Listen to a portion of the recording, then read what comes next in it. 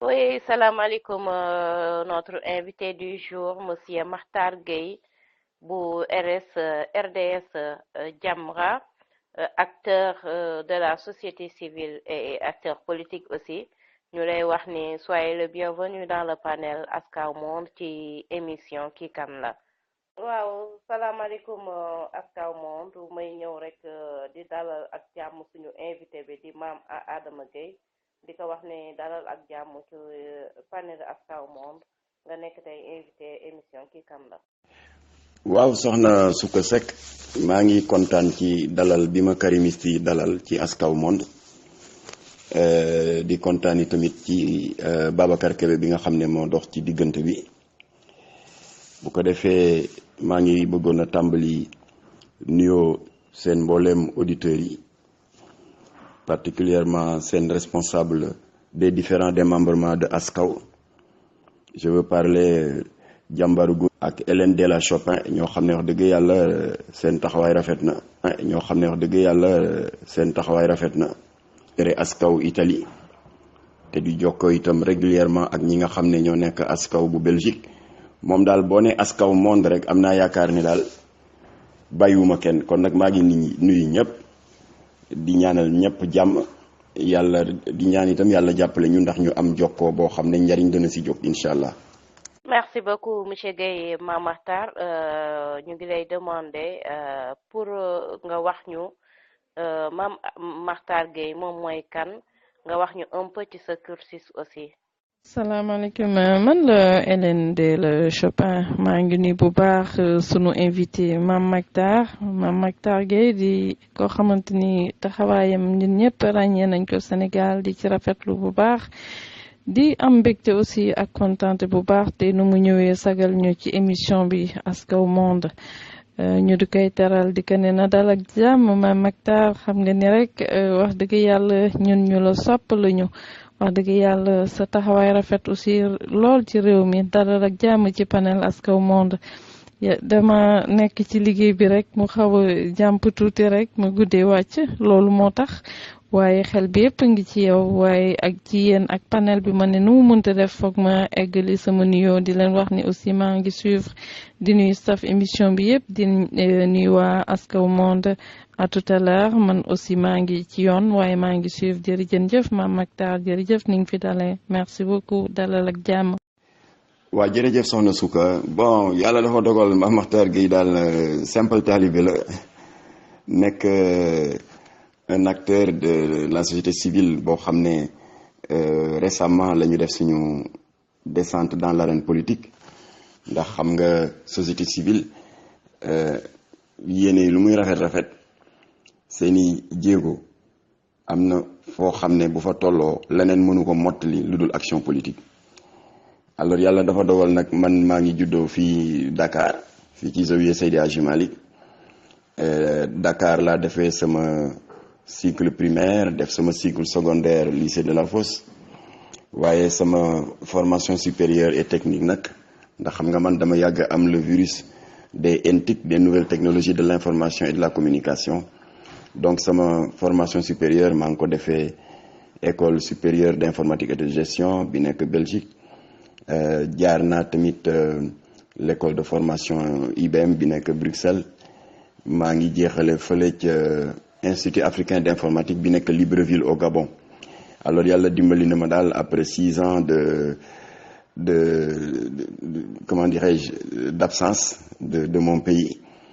alors bi ma ñibbisee lijaasa yi ma uti woon yàlla dimbali na ma ci mu di un diplôme d'informatique de gestion yàlla dimbali tamit ba décroché naa un diplôme de droit commercial et en organisation des entreprises waaw bi ma ñibbisee nag maa ngi am sama premier emploi fii ci centre international du commerce extérieur ñu di ko wax CICES maa fa nekk le premier chef du service informatique d'ailleurs sax man yàlla dimbali na ma ba maa créé service informatique bi ndax avant ñu di ko informatiser xam nga structure la boo xam ne liggéeyam mooy di encadrer opérateurs économiques yi ngir assurer la promotion des exportations waaye avant ñu di ko informatiser toute la gestion était manuelle comptabilité bi facturation bi salaire yi l'organisation des foires et salons alors yàlla dimbali na ma donte sama premier emploi la woon j'ai pu relever le défi ba informatiser naa yëpp lépp dañ ko automatiser. Alors foofu nag def naa fa 26 ans de service, occupé naa fa successivement la fonction de chef du service informatique, occupé naa fa la fonction de chef du marketing et de la communication. Alors léegi à la faveur de l'alternance de 2000, comme que ñun Jamra dañu bokkoon ci la coalition alternance 2000, alors après suñu compagnonnage ak Abdoulaye Wade ba yàlla may ñu victoire, comme que dañu signante woon un pacte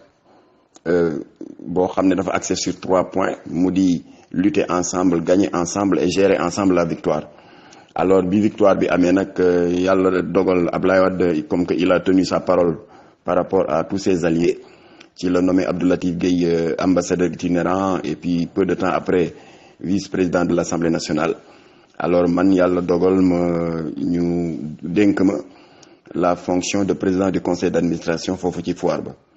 Alors fa laa nekkoon nag évidemment ba 2012 2013 bi nga xamee ne deuxième alternance am na. Alors comme que li ko ci Barma di wax rek ku falu da ngay falaale si ay nit, alors ci la ma waa APR génn sànni ma ci biti daal di fopp seen nit yóbbu fa. Bon waaye terewul ñu ngi continuer di liggéeyal Sénégal rek à travers nos activités de société civile, mu di Jamra bi ngeen di dégg. ñu ngi def de la médiation, liggéeykat yi nga xam ne dañu nekk victime d'injustice de la part de l'État te État amal leen xaalis, ñu demee nii waa Ama Sénégal, ñu demee nii waa Sotrac, ñu demee nii, et boobu c'est le dernier cas en date, les anciens combattants de la guerre du Golfe. Kon nag ci liggéey boobu la ñu nekk, mu di une action humanitaire, une action d'entraide et de solidarité au profit des Sénégalais qui sont victimes d'injustice. Alors sur le plan politique, maa nekk le secrétaire général du RDS. xëy na ci kanam tuuti ba ma posé question ci RDS dinaa ci tontu en détail, mais loolu daal laa la doon wax ci kii kan la bi nga ma laaj, parce que naka jekk loolu mooy dàkkantalu émission bi. Kon nag soxna Souka Seck kooku moom mooy Mame Mactar Gueye. jaajëf. Merci beaucoup monsieur Gueye, Mame Mactar, ci sa brillant parcours ak cursus bi nga wax. Di wax ni rek di la demander ban moment nga sentir que ni jot na nga jël engagement investir comme acteur de la société civile, mais aussi nga investir si politique aussi en tant qu'acteur politique aussi. waa jërëjëf soxna Hélène Della Chopin, xam nga boo ko seetloo sànq ci sama njëlbéenu wax sax daanaka dama la beral tuuti loxo ci nuyoo bi. Ginnaaw bi ma nuyoo sa càmmiñ yu baax yooyu la di Amadine Ba di Nguer Abdoulaye Ba, am naa yaakaar ne yow laa ci tegoon. Alors naka jekk wax naa ko sànq soxna Souka, nee naa ko daal Hélène a ngi def liggéey bu am solo di coordonner les différents mouvements de Askaw ici au Sénégal. Wax dëgg yàlla jigéen ju mën góor la, alors te elle ne recule devant aucun défi. waaw kon mënul lu dul ñaanal la rek yàlla dëgëral sa taxawaay, yàlla may na wér-gu-yaram ak fan wu gudd. baax na à tout à l'heure.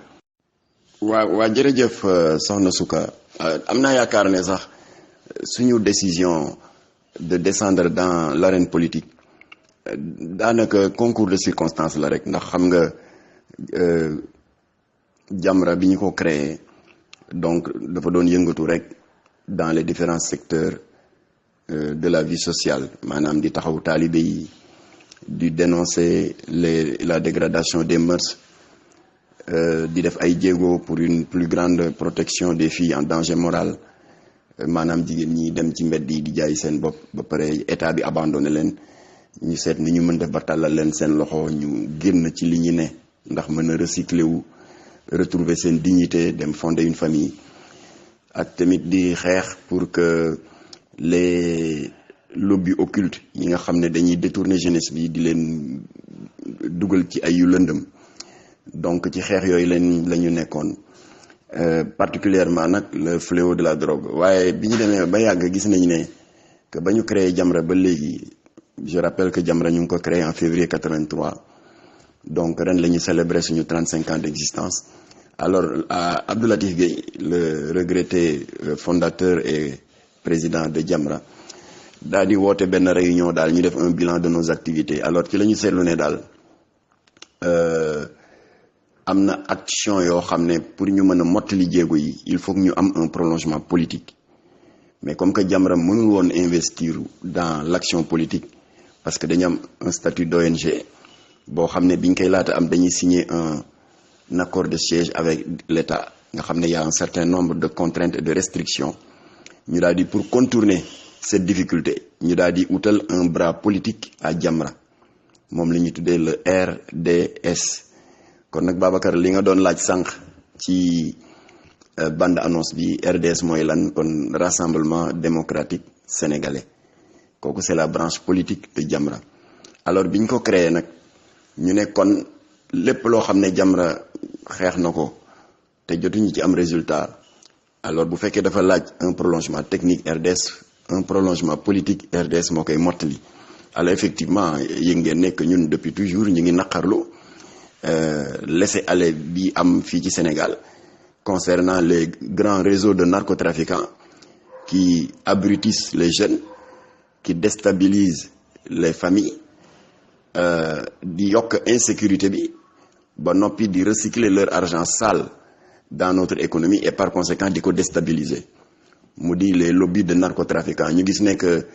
les sanctions étaient trop laxistes il y avait beaucoup de corruption et cetera ay peine 3 mois de prison 6 mois rek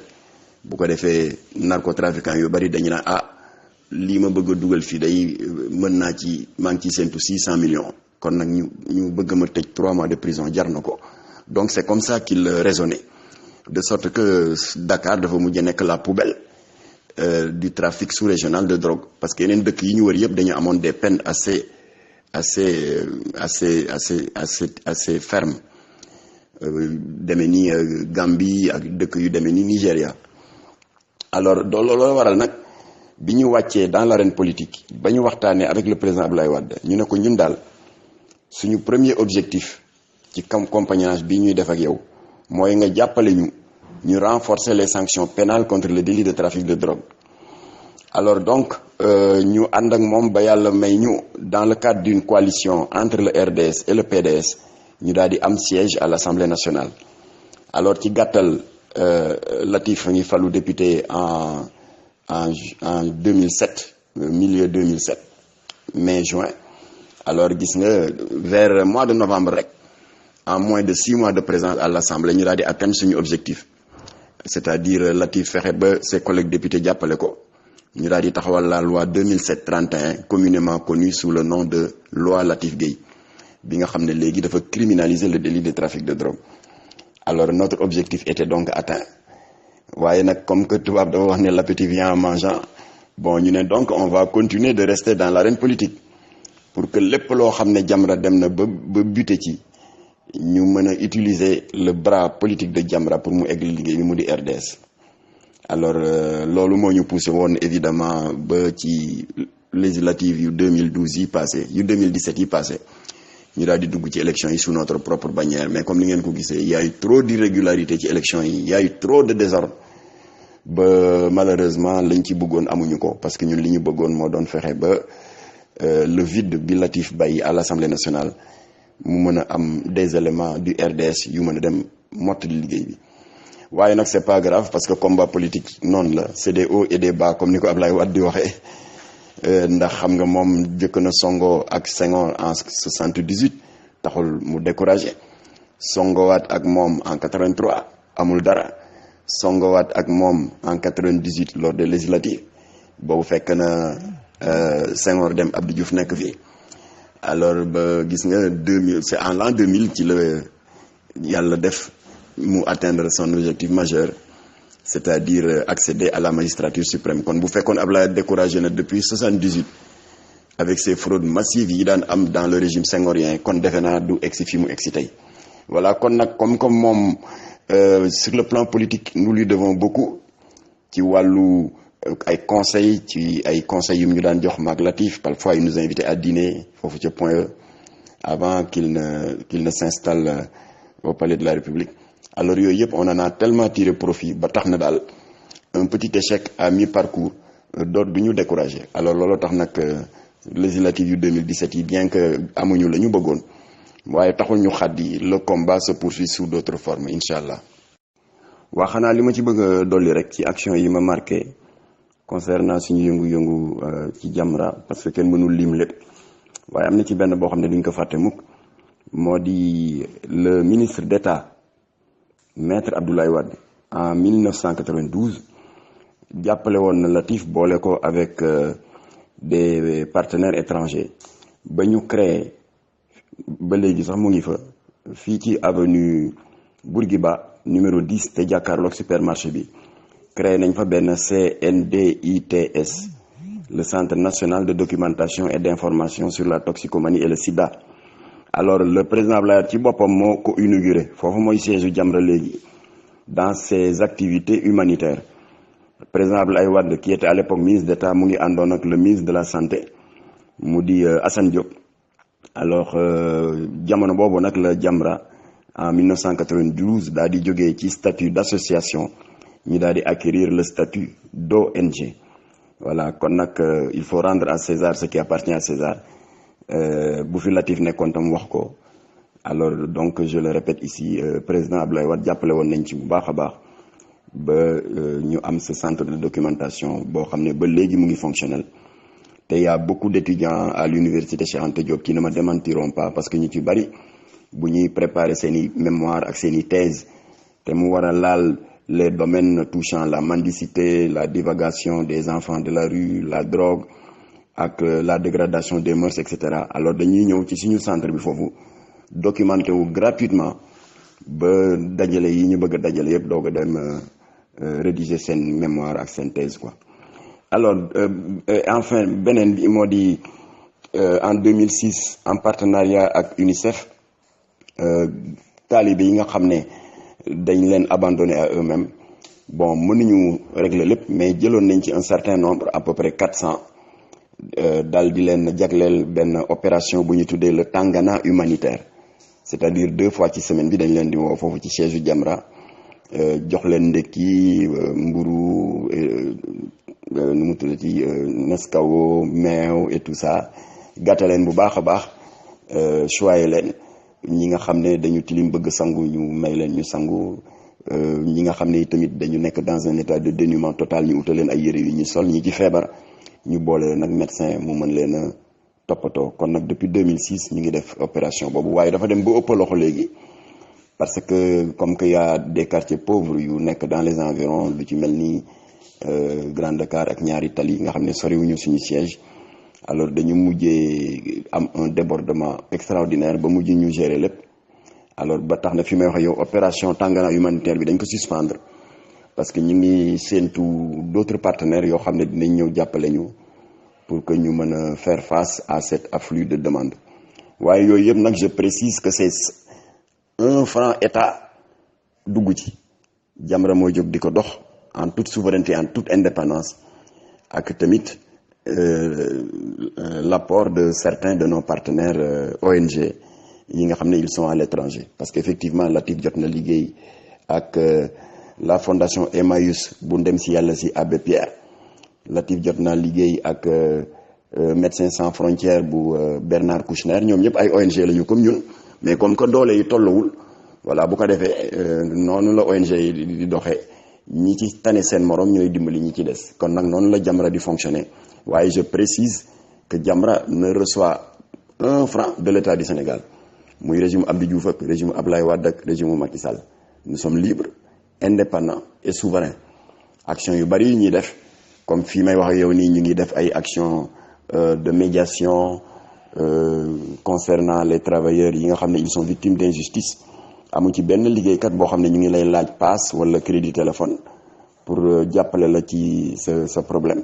ñun ñooy cotiser ci suñu biir ñun les membres ku nekk lamb sa poche bu laajee ay paas ñun ñoo koy assumer suñu bopp bu laajee louer oto pour dem dans les régions ñoo koy assumer suñu bopp voilà loolu dafa am solo am indépendance eh bien dina tax nga mën a am liberté de ton nga mën a am liberté d'action alors liberté boobu nag moo ñu may bi fi Obama ñëwee en 2013 ba def cette proposition indécente au président Macky Sall ba Macky Sall tontu ko naan ko on n'est pas encore prêt alors suñu liberté de ton moo ñu may immédiatement le lendemain ñu dem Café de Rome def fa point de presse pour nu mu tuddati nous inscrire en faux par rapport à cette réponse du président de la République parce que moom dafa ne on n'est pas encore prêt pour légaliser l'homosexualité ñun ñu tontu ko ne ko on sera jamais prêt parce que on n'est pas encore prêt dafa leerul ça veut dire que peut-être jamono dana ñëw on sera prêt waaye ñun nag ñu tontu ko ne ko on ne sera jamais prêt tant que fii ci Sénégal Cheikh Ahmadou Bamba Seydi Hadji Malick Baye Niass Baye Laye ñu ngi tëdd fii ndax ñoom ku ci nekk ci ñoom wax nga bàyyi fi bind nga bàyyi fi jëf nga bàyyi fi du ñu nangul dara lu jóge bitim réew ñëw di xajamal ce noble héritage spirituel là voilà kon li ñu may cette liberté de ton moo di li ma la wax léegi rek ñun jéemu ñu wéeru ci état jéemu ñu wéeru ci kenn liberté boobu moo ñu may que le 2 et 3 février bii passé bi franc-maçon yi bëggee ñëw jaxase réew mi plus de 600 loges maçonniques pour samp fi ay cellules génne xale yi seen diine dugal leen ci yu lëndëm yoo xam ne xamuñu lan la liberté boobu ñu am moo taxoon le préfet a abondé dans notre sens daal di def un arrêté préfectoral le 31 décembre 2018 daal di arrêté daal di annuler la tenue de ces assises maçonniques nga xam ne naroon na indi jeexi jaaxa ci réew mi. Là je voudrais préciser que ñun nous ne sommes pas contre la liberté d'expression et la liberté d'association au contraire dañ koy ndamoo bokk ci réew boo xam ne la constitution consacre la liberté d'expression et d'association libre nañu daje fi y a aucun problème waaye il faut nous reconnaître aussi le droit ñun en tant que croyants musulmans et catholiques main dans la main di défendre le noble héritage spirituel li fi mag ñi baax ñi bàyyi c'est notre droit le plus absolu waaye joteew ñoo franc-maçon yi dara ku ne na nga mel noo bëgg mais ils n'ont pas le droit de venir nous agresser dans nos valeurs culturelles et religieuses merci beaucoup. waaw soxna Souka Seck waaw actualité politique bi day weesuwul coow li lëmbee dëkk bi en ce qui concerne le processus électoral bi nga xam ne ba tey waxtaan wi jotul woon a egg ak coowu parrainage bi bon affaire processus électoral bi xam nga lu jiitu ñu di ci dugg président de la République dafa woote le 26 mai 2016 lu mu tuddee boppam cérémonie de lancement du dialogue national alors tous les secrétaires généraux de parti jot nañu seen lettre man jot naa suma lettre parce que ñun nous ne sommes pas opposés au dialogue l'essentiel dañu bëgg rek que chacune des parties soit animée de bonnes intentions sincères alors ba ñu demee ba président Macky Sall recevoir ñi mu invité yëpp à la salle des banquets le 28 mai 2016 ñëpp a nga fa woon fekk naa fa samay naataango leader de parti yu bari ñoom Decroix Omar Sarr le responsable syndicaux yi ñu mel ni Mademba Sock le patronat aussi était là-bas ñu mel ni ñoom nu mu tuddati Beydi Agne bu CNP Mansour Kama bu CNES alors tout le monde était là-bas les autorités religieuses et coutumières et cetera alors bi président Macky Sall jëlee parole dafa ni lii lancement rek la c'est le lancement du dialogue national ñëpp a kontaan mu ne après day am des sous-branches de dialogue mu daal di joxoñ Amadou Ba le ministre de l'économie qui était à ses côtés daal di ne opérateur économique yi temps yi dégg naa ngeen di jàmbat TVA bi dafa cher y a trop de taxes à l'importation et cetera kon Amadou Ba la dénk ce volet là moom la dénk également le volet social alors daal di ne Abdoulaye Daouda Diallo qui à l'époque était le ministre de l'intérieur moom la dénk tout ce qui concerne les récriminations et les suggestions que les partis politiques veulent faire dans la perspective des prochaines élections bref lépp lu jëm ci améliorer le processus électoral donc muy lim ministre yi lim leen ba ñu jeex d'ailleurs man le lendemain immédiatement j'ai exploité le fait que ñu responsabiliser Amadou Ba sur le volet social parce que j'avais des dossiers yoo xam ne dafa bokk ci li ñuy tuddee le passif social des travailleurs qui ont fait l'objet de licenciement sans aucun plan social ñu nekk ci misère bu métti je veux parler du cas de la SIAS et de la société de nettoiement Ama Sénégal donc ci la ñaan rendez-vous Amadou Ba ainsi de suite nous avons discuté ça a été trop long ça a duré 2 mois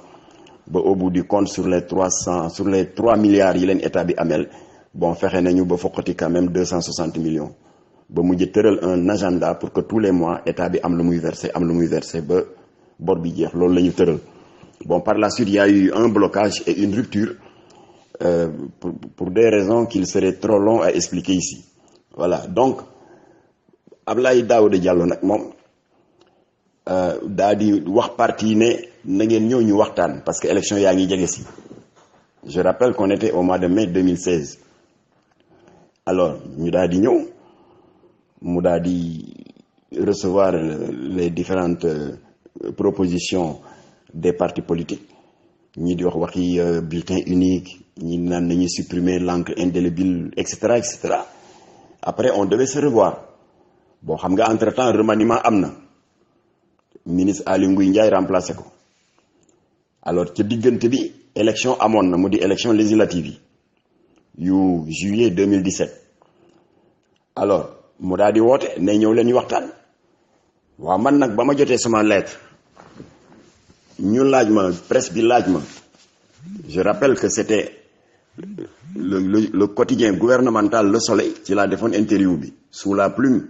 de Ablaye Thiam mais ma dégg nañ ne RDS du dem ci dialogue politique bi Aly Ngouille Ndiaye woote lan moo ko waral ma ne ko du ñu ci dem pour la simple raison que discussion dafay am terme de référence mais kenn amul droit en tant que partie prenante d'une discussion di imposer un ordre du jour parce que ñëpp xam nañu ne élection yi dafa bari irrégularité te ñi ci gën a loru mooy parti yi nga xam ne c'est des jeunes partis qui venaient pour la première fois de participer à des élections ku mel ni ñun RDS loru nañu ci ku mel ni le candidat indépendant Tunkara bu 2S loru na ci Abdou Mbaye loru na ci bu metti moo tax ñun ñooñu ñëpp amuñu dara Me El Hadji Diouf loru na ci loru bi moo di dès le départ dem nañ ba élection yi jot y a 2 millions d'électeurs qui ont été exclus du processus parce que jotuñu seen carte loolu rek déjà jaroon na ñu annuler élection yi renvoyé ko mais on ne l'a pas fait. Deuxième irrégularité ñëpp xam nañu ne que entre le listing d'émargement bi nekk ci bureau de vote yi ak listing d'émargement bi nekk ci loxo Sénat la commission électorale nationale autonome am na une différence de 18 000 électeurs loolu leeraluñu ko. ñetteel ba fii ci Dagana Oumar Sarr coordonnateur du PDS toog na le jour même du vote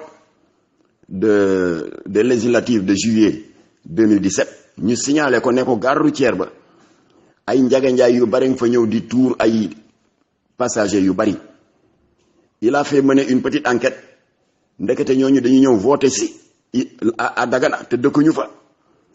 lan la ñu indi eh bien dañu indi ay hors de mission xam nga hors de mission ñëpp xam nañ à quoi ça sert c'est pour les agents de la fonction publique par exemple yow soxna Souka Seck bu fekkee da ngay liggéey Dakar nekk fi masalan enseignante yàlla dogal jour vote bi mu fekk ñu affecté la Tambacounda wala Kidira waa Kaolack te fekk yaa ngi bindoo fii te jotuloo modifier sa adresse électorale wala sa lieu de vote affectation bi bett la nga daal di dem jël service alors léegi sa autorité de tutelle daf lay jox benn ordre de mission pour que bésu élection yi bu jotee boo demee sa bureau de vote dëkk ba nga ne sa dëkk d'affectation muy Kaolack Tamba wala feneen président bureau de vote bu ko xoolee ne ah yow waroo voté fii de Dakar nga dëkk nga ne ko dama am ordre de mission bu ko xoolee daal ne ah oui d'accord kon mën nga voté loolu lay jariñ ñi nekk ci fonction publique yi mooy enseignants yi moo di les policiers les gendarmes les agents des eaux et forêts et cetera ñi nga xam ne léeg-léeg ñu di leen affecté dégg nga en pleine année électorale waaw léegi ñu gis njaganjaay yooyu 42 am na ku ko compté jox Omar Sarr chiffre bi tuur fa ay électeurs ak électrices yu bari mais ñi ci ëpp bañ ko seetloo lan la ay coxeurs yoo xam ne ñu ngi liggéey fii ci Grand Yoff ay jigéen ñooñu di liggéey ci kër yi mindaan ay sireur ay chômeur yoo xam ne kenn xamul fu ñu leen ramasser neexal leen jox leen ay ordre de mission ñu daal di dem Dagana woote liñ ci jublu woon mooy affaiblir Omar Sarr liñ ci jublu woon mooy gaañ ko électoralement te ils l'ont quasiment réussi loolu tamit RDS daal di ne tant que leeraluñu ko ñun duñu dem ci dialogue politique au ministère de l'intérieur ak yeneen yoo xam ne bu ñu fi nekkoon di ko lim mën nañ fi fanaan parce que ñun dañuy jàpp ne dialogue baax na mais dialogue boo xam ne dafay niru monologue baaxul maanaam kenn rek di buur di bummi di imposer un ordre du jour. alors ba ma ko waxee journaliste yi ne ma kon yéen lan ngeen bëgg ma ne ko ñun li ñu bëggoon mooy ñaxtu yii ma la wax te RDS noté ko du ñàkk Abdou Mbaye aussi am yu ko naqari ci processus électoral bi Idrissa Seck ñàkkul mu am lu ko naqari Abdou Mbaye am lu ko naqari El Hadj Diouf et cetera et cetera alors lii logique mooy yooyu yëpp ministère de l'intérieur daf ko waroon recevoir dajale ko daal di ko compiler ñu tuddee ko benn terme de référence comme ça jour bi ñu waree daje discuter pour le dialogue politique document boobu mooy nekk le document de base de travail ñu tàmbali ko ci première page bi di saafara problème yi par benn di ko saafara par benn ba mu jeex comme ça ñu mën a dem à des élections présidentielles dans un esprit de confiance réciproque et dans un climat apaisé waaye loolu amul ba tax na élection yii di ñëw loolu tant que réglé wuñu ko ñu ngi jëm ci élection yu bari coow wax naa ko Macky Sall par le biais d'une déclaration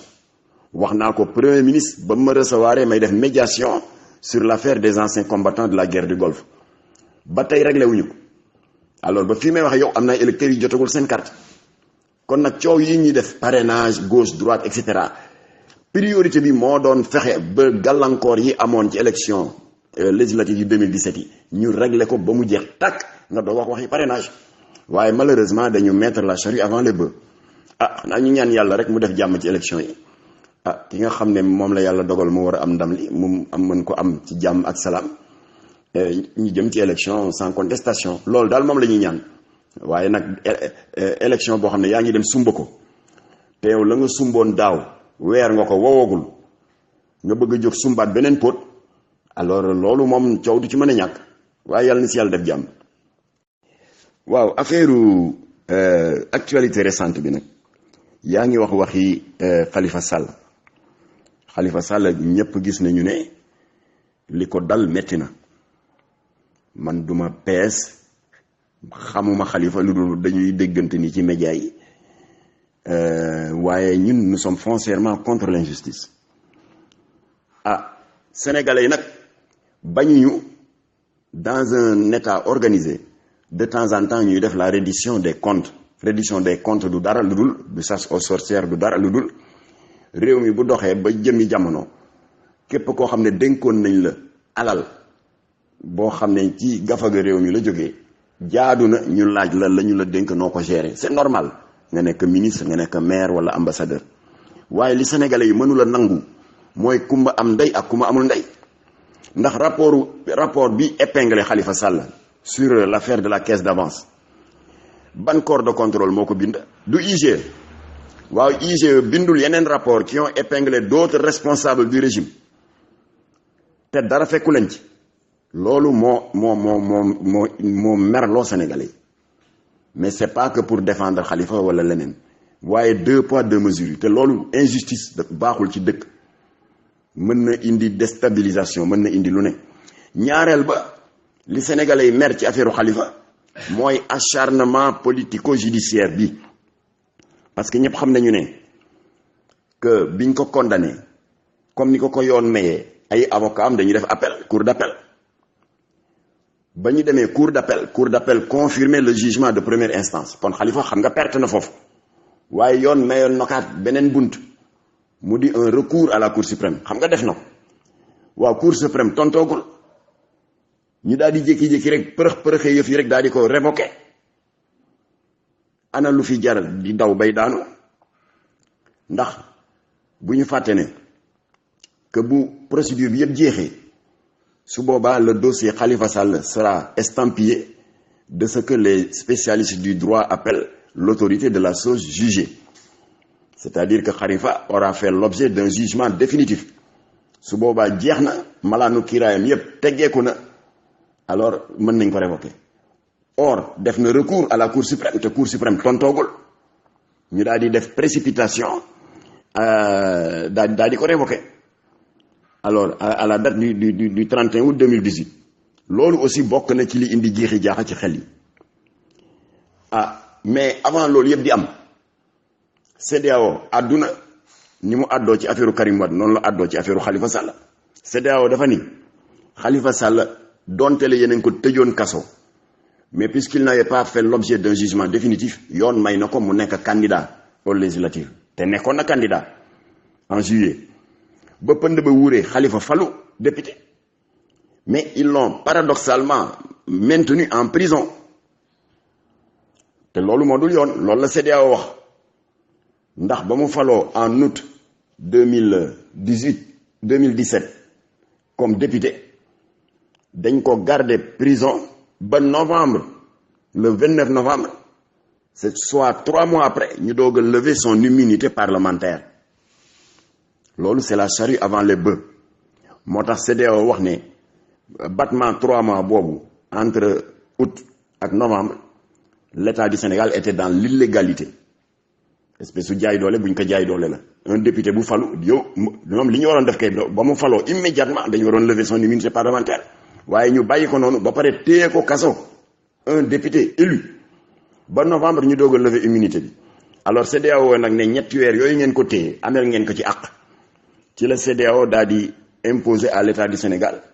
une amende de 35 millions yoo xam ne war na ko fay donc loolu vice la ci procédure bi te xam nga vice de procédure bu amee day indi xel mu tey ci dossier judiciaire dama lay jox exemple ci vice de procédure ni ko justice fonke ndax dafay remettre tout en cause xam ngeen nekk CAN bi passé amoon na match de qualification Sénégal Afrique du Sud ñëpp gis nañu ne que y avait des erreurs d'arbitrage dëgg la arbitre bi sanctionné nañ ko mais le match a été rejoué parce que dès le départ les jeux étaient faussés loolu mooy vice de procédure pour les non initiés beneen exemple mooy boo jëlee benn chaîne xam nga chaîne c'est un ensemble de maillons yoo xam ne dañ leen di accrocher les uns aux autres boo ko tàllalee tant que amul rupture chaîne la tudd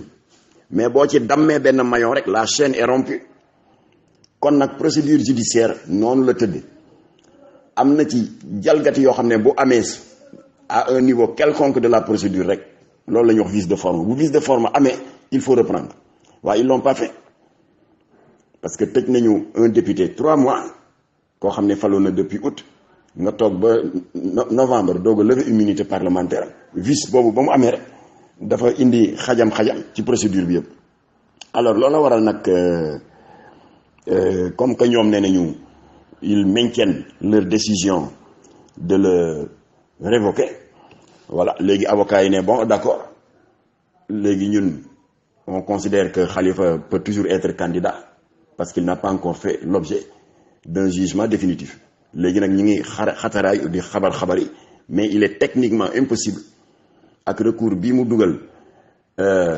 au niveau de la Cour suprême de vider cette affaire en moins de 6 mois loolu mënul ne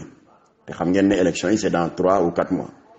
voilà kon Khalifa mel na ni que juridiquement il a toujours la possibilité d'être candidat. Bon léegi à part kaawu Khalifa Sall xam ngeen ne coowu Sonko bi tam jib na waa coowu Sonko boo leen ko seetloo temps yi ci réseaux sociaux yi maa ngi am tuuti werante avec les groupuscules APR yi nekk ci réseau yi bref yëg ngeen ne que ñoom dañ ma accusé woon d'être un pro Sonko caché voilà li tax ñu tuddee ma noonu nee nañu bi Cheikh Yérim Seck posé question à Sonko naan ko dégg naa da nga am ñaari jabar yoo xam ne dañuy muuru te yow sa wàllu bopp sax borom sikkim nga et cetera alors ñu bëggoon nga tontu ñu est-ce que ibaadu nga xam nga loolu man dama ko naxarlu parce que dama ne il faut qu'on fasse très attention dans un état de droit ñi dugal ci débat politique bi ay kii xaadir la kii tijaan la kii catholique la kii protestant la kii témoin de Jéhovah la kii animiste la loolu mësul dugg dans le débat politique du Sénégal te bu ñu fàtte ne am na réew yoo xam ne tàkk na yu mel ni moo ko taal je parlais du Rwanda, du Burundi, de la République centrafricaine. Kon il faut pas jouer sur cette fibre sensible là loolu rek laa wax ñu ne ma yow kon ci un pro Sonko caché ma ne leen nag baat bu mel noonu yàgg naa ko dégg naa bu yàggul ci position bi ñu jëloon pour dénoncer l'acharnement politico-judiciaire dont étaient victimes Khalifa Sall et Karim Wade. baat bu mel noonu déggoon naa ko bi ñuy dénoncer le fait que Bougane Gueye Dany dès l'instant que mu ne candidat laa rek ñu tam ko ndëmb dem nañ ba di ko accuser naan yaa ëmbal doomu jàmbur ak ay franc-maçon nga ma ne leen te position boobu du lu bees ci ñun ma ne leen maa ngi leen di fàttali seen patron Macky Sall en 2007 xam nga il était au centre d'une grande bataille politique au sein de l'Assemblée ba ñu ne dañu koy bëgg a débarquer du perchoir waaye ñun on s'est réunis parce que on avait quand même un député à l'Assemblée nationale ñu taaj Abdou Latif ne ko dégg nañu ne gars yi ngi lay proposer pour nga bokk ci ñiy signer pétition bi war a daaneel Macky Sall de sa position de président de l'Assemblée nationale mu ne waaw effectivement ils m'ont démarché ñu ne ko nag RDS ak jàmm la jox nañ la ordre de ne pas signer voilà parce que Macky Sall ne nous a rien fait on n'a pas le droit de signer une pétition contre quelqu'un qui nous a rien fait waaye terewul comme que ñoom ils avaient déjà une grande majorité mécanique alors pétition ba daal di jàll Macky Sall daanu pétition ba jàll mais sans la signature de Maître El Hadji Diouf de Mamour Cissé Moustapha Cissé Lo Mbaye Ndiaye ak Abdou Latif Gueye bu Jamra ak RDS ñooñu ñoo signéwul alors ba Macky Sall daanoo dans la même foulée s'il a perdu son mandat de député dans la même foulée ci la démissionné de son poste de maire de Fatick xam nga kon ma daal dina wax booy APR yi ma ne leen kon xam nga boobu Macky du woon dara nekkatul dara amul benn njariñ bu ñu mën a séntu ci moom ma ne ko c'est en ce moment-là que Jamra et le RDS avaient redoublé d'efforts pour dénoncer la cabale politicienne dont il avait été l'objet dañu séddoo woon liggéey bi Latif dem Canal Info man Sidi Lamine Niass invité ma Diine ak Jamono ñu défendre ko daal di dénoncer affaire bi avec acharnement sans tàggu Macky Sall te boobu Macky du woon dara waaw ma ne ko yéen ñiy coow tey nii ba ñuy défendre votre patron qui était victime d'injustice et qui était un simple citoyen yéen foo leen ne woon alors ba ma leen waxee loolu ñu ne kamaj may nañ ma jàmm waaw ma ne leen nag li taxoon ñu doon défendre Khalifa Sall Karim Wade Bougane Gueye Dany Sonko ak Macky Sall en 2007 ba ko gars yi tamee ndëmm xeex ko ba daaneel ko de son poste de l'Assemblée nationale c'était pas pour faire plaisir à Mademba wala Massamba wala à un de ces intéressés là mais c'était simplement en référence à notre code d'honneur et notre code de conduite suñu code de conduite mooy lan xam ngeen ne Jamra dafa wéer ay activités am ci les enseignements du Saint-Coran et les hadiths du prophète sallallahu alayhi wa sallam Seydina Mohamed moo wax ni jullit boo gisee injustice ñu tekk sa moroomu jullit te teguñu ko fenn devoir la pour yow nga jóg opposé wu ci fi yadihi la wax par l'action su jàppandiwul fi lisaanihi nga wax su jàppandiwul fi xalbihi nga naqarlu ko sa xol ba ñu xam ne da nga ci mënul dara waaye naqari na la alors nee na nag ñett yooyu boo ci deful benn amuloo droit di bàkku ne jullit nga alors ma ne leen kon nag c'est sur cette base là que j'ai dénoncé le fait que ñuy stigmatiser Sonko naan ko ibaadu nga da nga am sikkim ak sa jabar yi dañuy muuru loolu rek la mais Sonko xawma ko lu dul daf may gis ci média yi ma di ko gis ci média yi mësuñoo gisee mësuñoo tegante loxo kon nag voilà les principes sur lesquels nous fonctionnons et j'ai terminé en disant à ces gosses de l'APR ma ne leen yéen ci yéen ñi xam nga xawma leen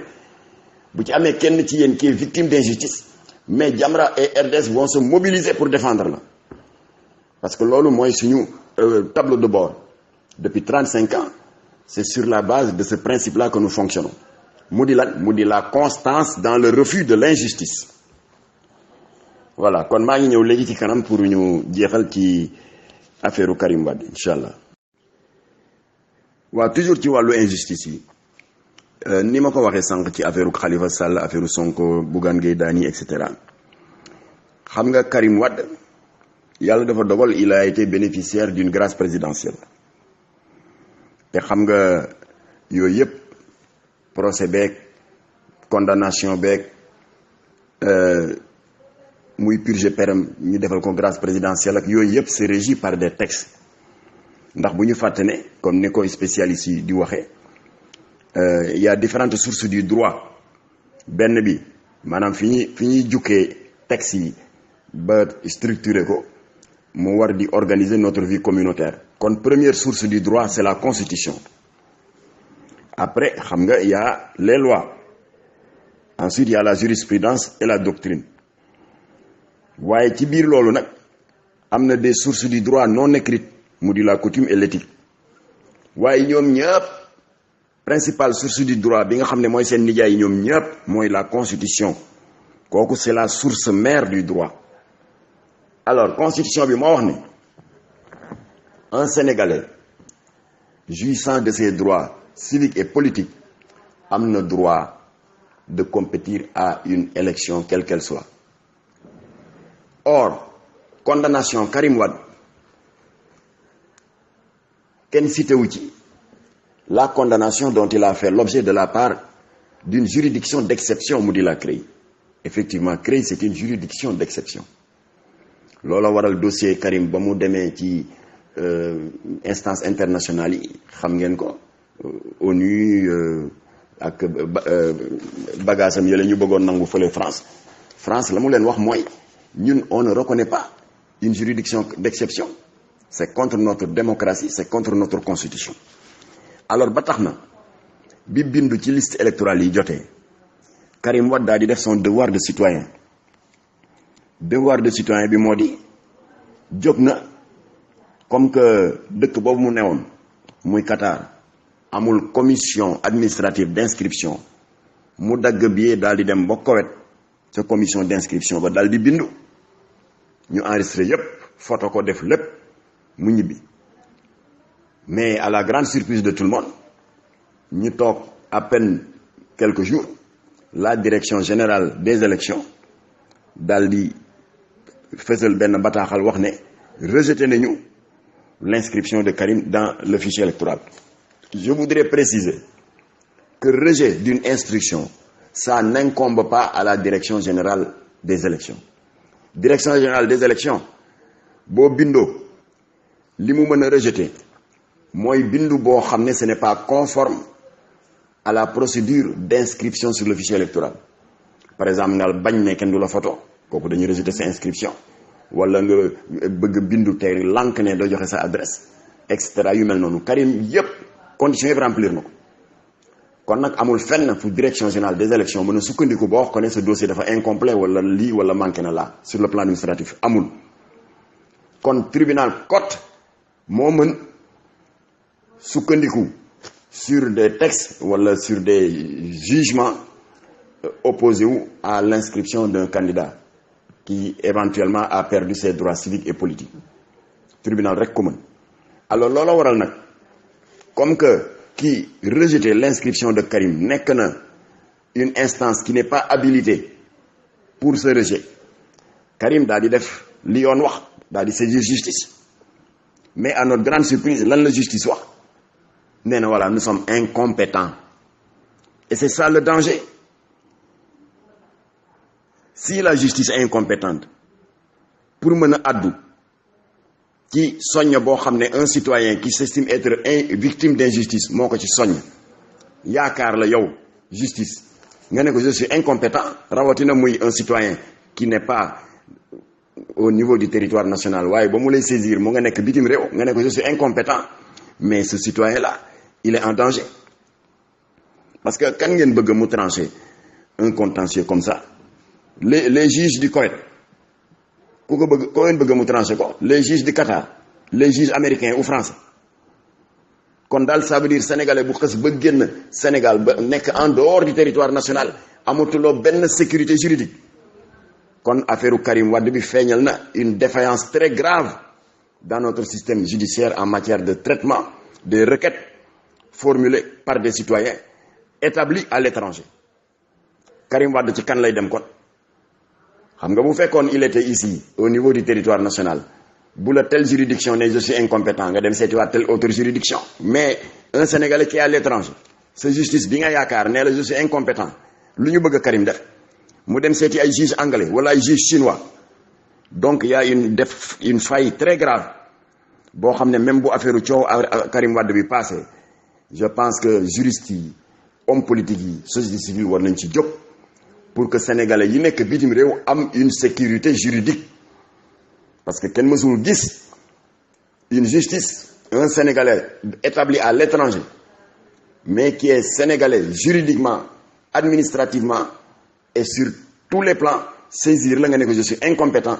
sénégalais boobu abandonné nga ko son pays l'a abandonné loolu lu mat a seet la alors ba tax na kon léegi amatul beneen tontu bu ñu tontu Karim bu dul nous sommes incompétents waaw Karim nag moom jàpp na ni il est inscrit sur les fiches sur les listes électorales jàpp na ni dafa war a ñëw bokk ci compétition yi voilà foofu nag ñun daal ñu ngi interpeller le président Macky Sall pour que ñu fexe di poser ay actes yoo xam ne ça honore notre démocratie di ko interpeller pour que ku bëgg a nekk candidat te nga remplir conditions yi nañ la bàyyi nga nekk candidat ndax ka nga xam ne moo war a jël ndam li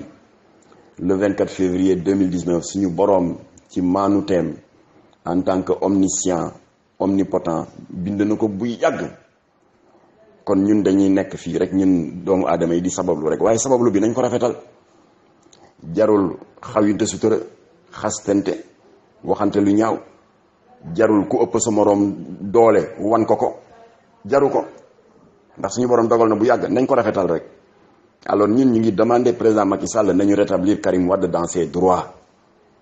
parce que c'est un citoyen il a le droit de conquérir les suffrages de ses concitoyens et sur cette question de rétablir les citoyens dans leurs droits maa ngi ciy profiter nag interpeller le président Macky Sall sur la situation dramatique du karimiste Moïse Rampino xam ngeen ne Moïse dañ ko tëj Rebeuss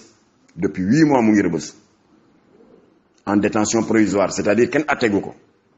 sonn na entamé na depuis le 3 octobre dernier ndax xam ngeen ni tey la le 6 mu ngi ci 3e jour de la grève de la faim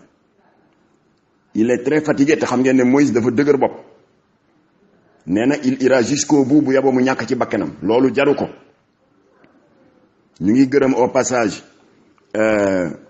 maître Ibrahima Sall bi nga xam ni moom mooy diriger kuréel boobu di taxaw les détenus dans les prisons mu di l'ASRED l'association pour le soutien et la réhabilitation sociale des détenus ñu ngi ko ciy gërëm ndax mu ngi taxawu Moïse waaye Ibrahima Sall quelle que soit sa bonne volonté mënul lu dul wax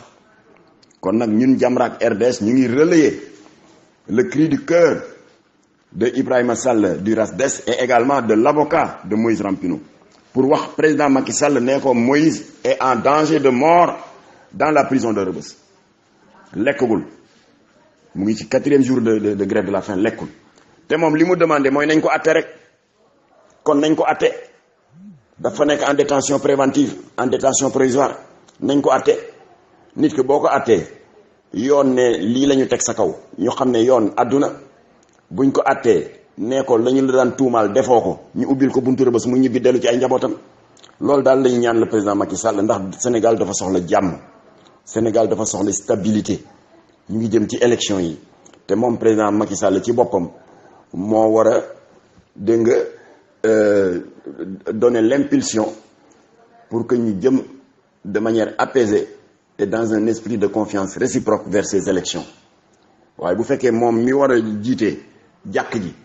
mu ngi xuloo ak ñi nekk ci 2e sàppe 3e sàppe 4e sàppe kon dootuñu tal sax jaamu yàlla kon ñu ngi ñaan président Macky Sall nañu libérer Moïse Rampino tëdd na fa juróom-ñetti weer te xam naa lii ñu koy accuser boo demee ñetti weer lañ ko naroon tëj wala juróom-benn weer bu fekkoon jugé nañ ko kon mel na ni daal que purgé na totalement sa peine waaye ci gàttal daal nañ ko àtte mu ngi ci grève de la faim nag te ñu ngi ñaan autorités yi nañ dem xool son état de santé xale la waaye c'est un combattant politique déterminé noonu la ko yàlla bindee te bu ñu seetaanee lu mel ni mu nekk bras de fer néew ji doole bu mel ni moom par rapport à cette machine gigantesque qui est l'État xam ngeen nekk État mooy mujj écraser Moïse kon bu ñu ko teg sur le plan du bras de fer nañu jàpp ne que c'est un jeune citoyen sénégalais boo xam ne dafa am xadaram xëy na Moïse n'est pas parfait à 100% waaye loolu fii lañ ko fekk ci arène politique bi ñun ñëpp ci jaar dafa am xadaram xëy na wax na loo xam ne wala def na loo xam ne du yoon waaye ku ñu tëj juróom-ñetti weer kaso te jugé wuñu la kooku metti na voilà kon soxna si Seck Souka Seck donc am naa yaakaar ne def nañ le tour d'horizon ci kii kan la présentation bi moom def nañ ko waxi Jamra waxi RDS ak l'actualité récente mu di candidat yi nga xam ne am nañu droit samp seen dënd waaye ñu ngi leen di indil ay jafe-jafe mu di Khalifa Sall mu di Karim Wade mu di Sonko waaye encore une fois maa ngi insister rek ci boobu ma jeexalee mu di la situation humanitaire de Moïse Rampino et l'État du Sénégal n'a pas le droit di tënkamlu ba maare d'Italie musiba am loolu jari ko kon nag asalaamaaleykum wa rahmatullah léegi ñu ngi xaar ci deuxième partie bi bu fekkee auditeur u Askaw Monde am nañ ay laaj ak ay leeral yi ñuy soxla nous sommes à votre disposition merci. waaw kontaan lool ci jokko bi soxna Oumy te am naa yaakaar ne xëy na doo gan ci man parce que léeg-léeg ñuy dajee ci réseaux sociaux yi may rafetlu lool say publication dama bëggoon rek cof tuuti rek ci laaj bi ma soxna Souka Seck laaj ci jëmm ji di rahmatullahi alayhi Abdou Latif Guèye bi sos Jamra ak RDS waa Latif nag daanaka sama cursus ak cursusam amul wuute yu bari ndax moom itam mu ngi defee cours primaire am fële école Paye d'Arachide bi nekk Gueule Tapée ginnaaw gi son cycle secondaire mu ngi ko defee lycée Vanvo ñu di ko wax actuellement lycée Lamine Gueye waaye xam nga moom contestataire la woon kenn mënul compter ñaata yoon lañ ko dàq ci lycée bi pour fait de grève ak di nekk meneur de grève pa bi jaabante na ba tey ci bureau censeur bi ñaan njëkk pour ñu intégré waat ko waaye xam nga Latif rek alors mujj gi bi mu demee université bi jot na fa def sa capacité de droit alors ginnaaw gi nag mu am ay jokkoo yu mu doon jokkoo ak yenn ONG humanitaire en Europe ba ci gàttal loolu daal moo ko xiir ci mu samp kuréel boo xam ne dafay yëngatu ci wàllu humanitaire dimbali néew ji doole yi combattre l'injustice ak dénoncer lépp loo xam ne dafay dégrader suñuy ay valeur moo jur Jamra bi nga xam ne ci njëlbéenu émission bi tënkal naa leen ko alors Latif nag nekkoon jàmbaar ju mag boo xam ne mu ngi participer ci combat yëpp noble cause yi ba fi mu nekk nii xëy na bu dee ambassadeur Palestine à Dakar mu ngi may dégg xam na nekk Latif bokk na ci membre fondateur kuréel yi nga xam ne chaque année ñoom ñooy manifester suñu solidarité avec la cause palestinienne Latif a ngi ci dénonciation bépp ouvrage boo xam ne dañ ko fiy jaay te muy manquer de respect à notre culture et à nos traditions. Je veux parler d'abord Salman Rushdie nga am na téere bu lëmbe woon àdduna bi dafa jàpp téere yàlla bi juutal ko jalgati ko ba bu ñu ne les versets coraniques moom mu ne les versets sataniques di si ñàkkee teggin ngën ji mbindeef ci anam boo xam ne teggin mayewul sax ñu di ko wax fii moo ko xeex aux côtés du regretté xalif Seydi Abdou Aziz Sy Dabakh ba yàlla may ñu ci ndam ba ñu dàq éditeur bi génne ko Sénégal nangu ouvrage yëpp saisir ko Latif yi ci yeneen i combat yu bari tel que ki fi jëkkoon def les caricatures blasphématoires de Salman Rushdie du prophète ñu di ko wax Kurt Watergate ak combat yi ci mujj daal moo di taxawaay bi nga xam ne taxawu na ko ci baar yu bon yi nga xam ne dañ ko ubbi woon dans certaines régions di fa def des concours d'exhibition sexuelle di jàpp suñu jigéen ñi di leen dugal ci naka su dul noonu yooyu yëpp macha allah yàlla defal ko ci ay ndam ba comme ni ma leen ko waxee rek bi mu demee ba nga xam ne son combat suprême moo doon yokk daan yi ci narcotrafiquants yi alors ci la xeex ñu jàppale ko mu def alliance électorale ak PDS ba am fa toogaayu député vice-président assemblée nationale ba mujj gi député yi jàppale ko ñu daal di taxawal la loi 2007-31 qui criminalise le délit de trafic de drogue. léegi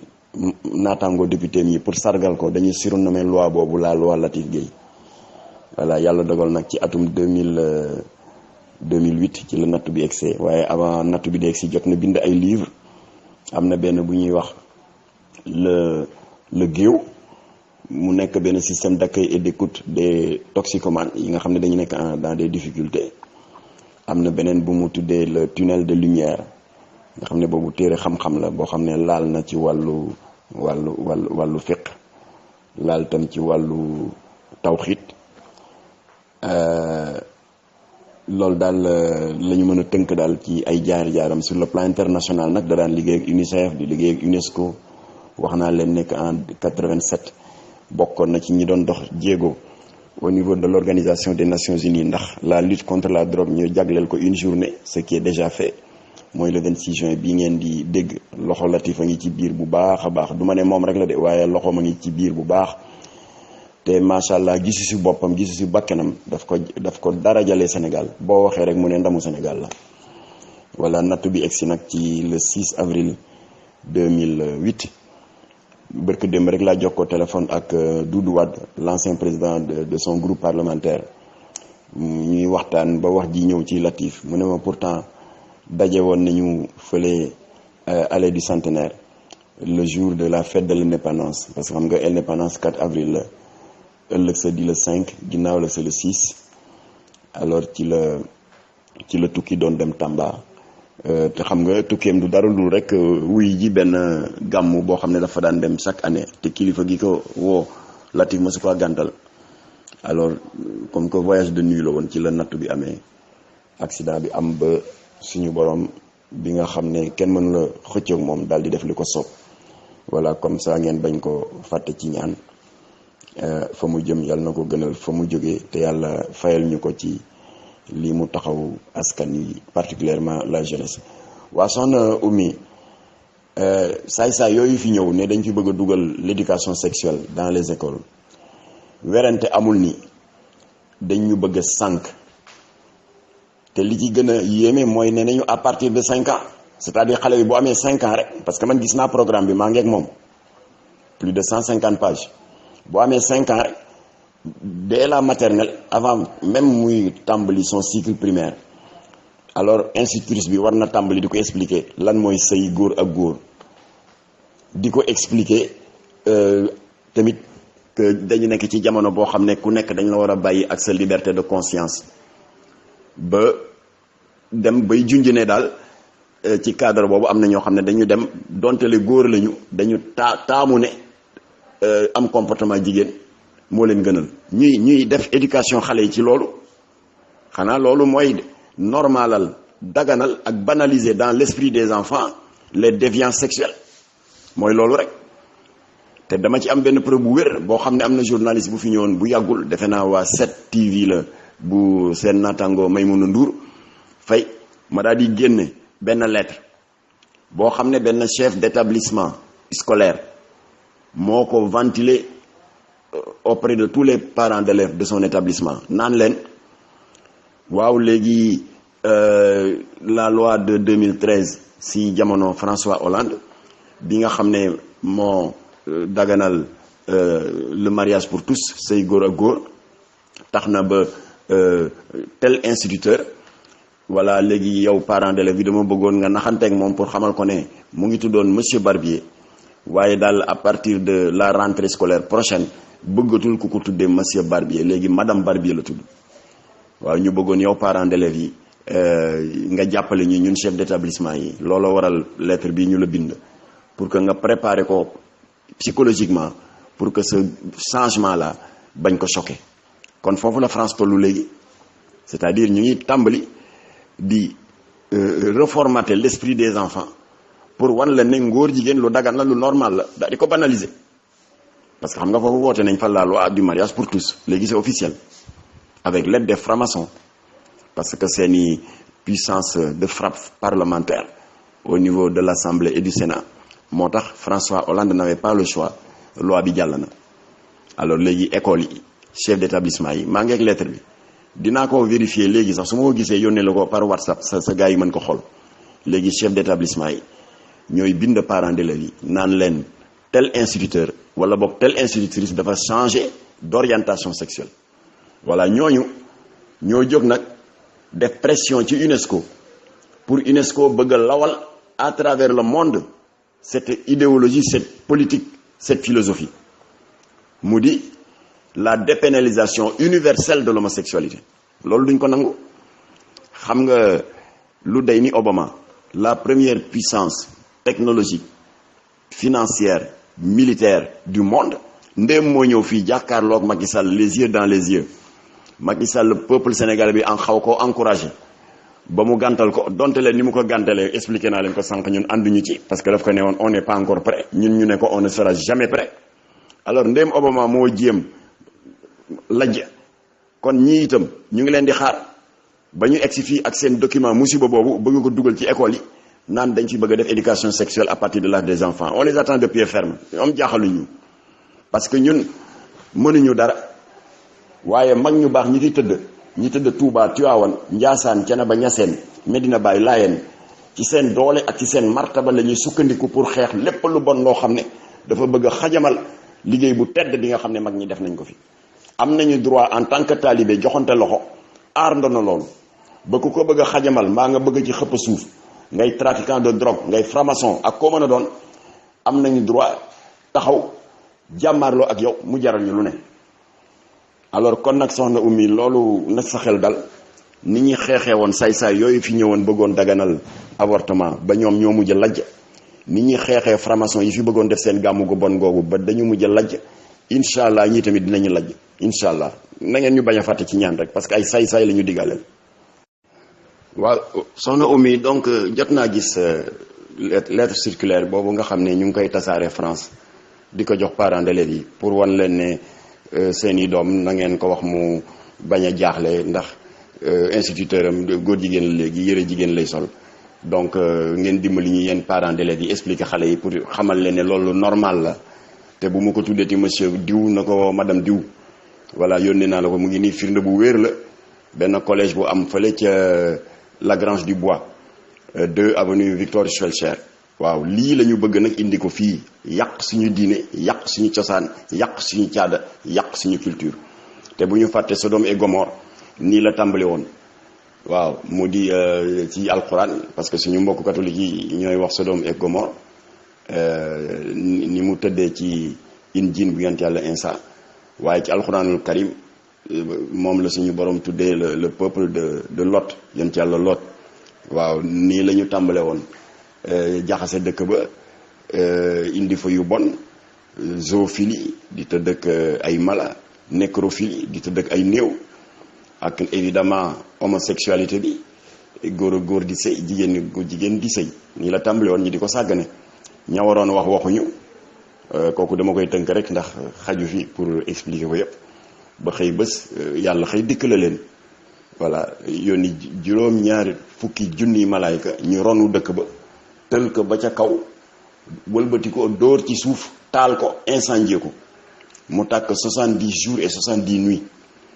voilà bu yàggul am na une équipe scientifique boo xam ne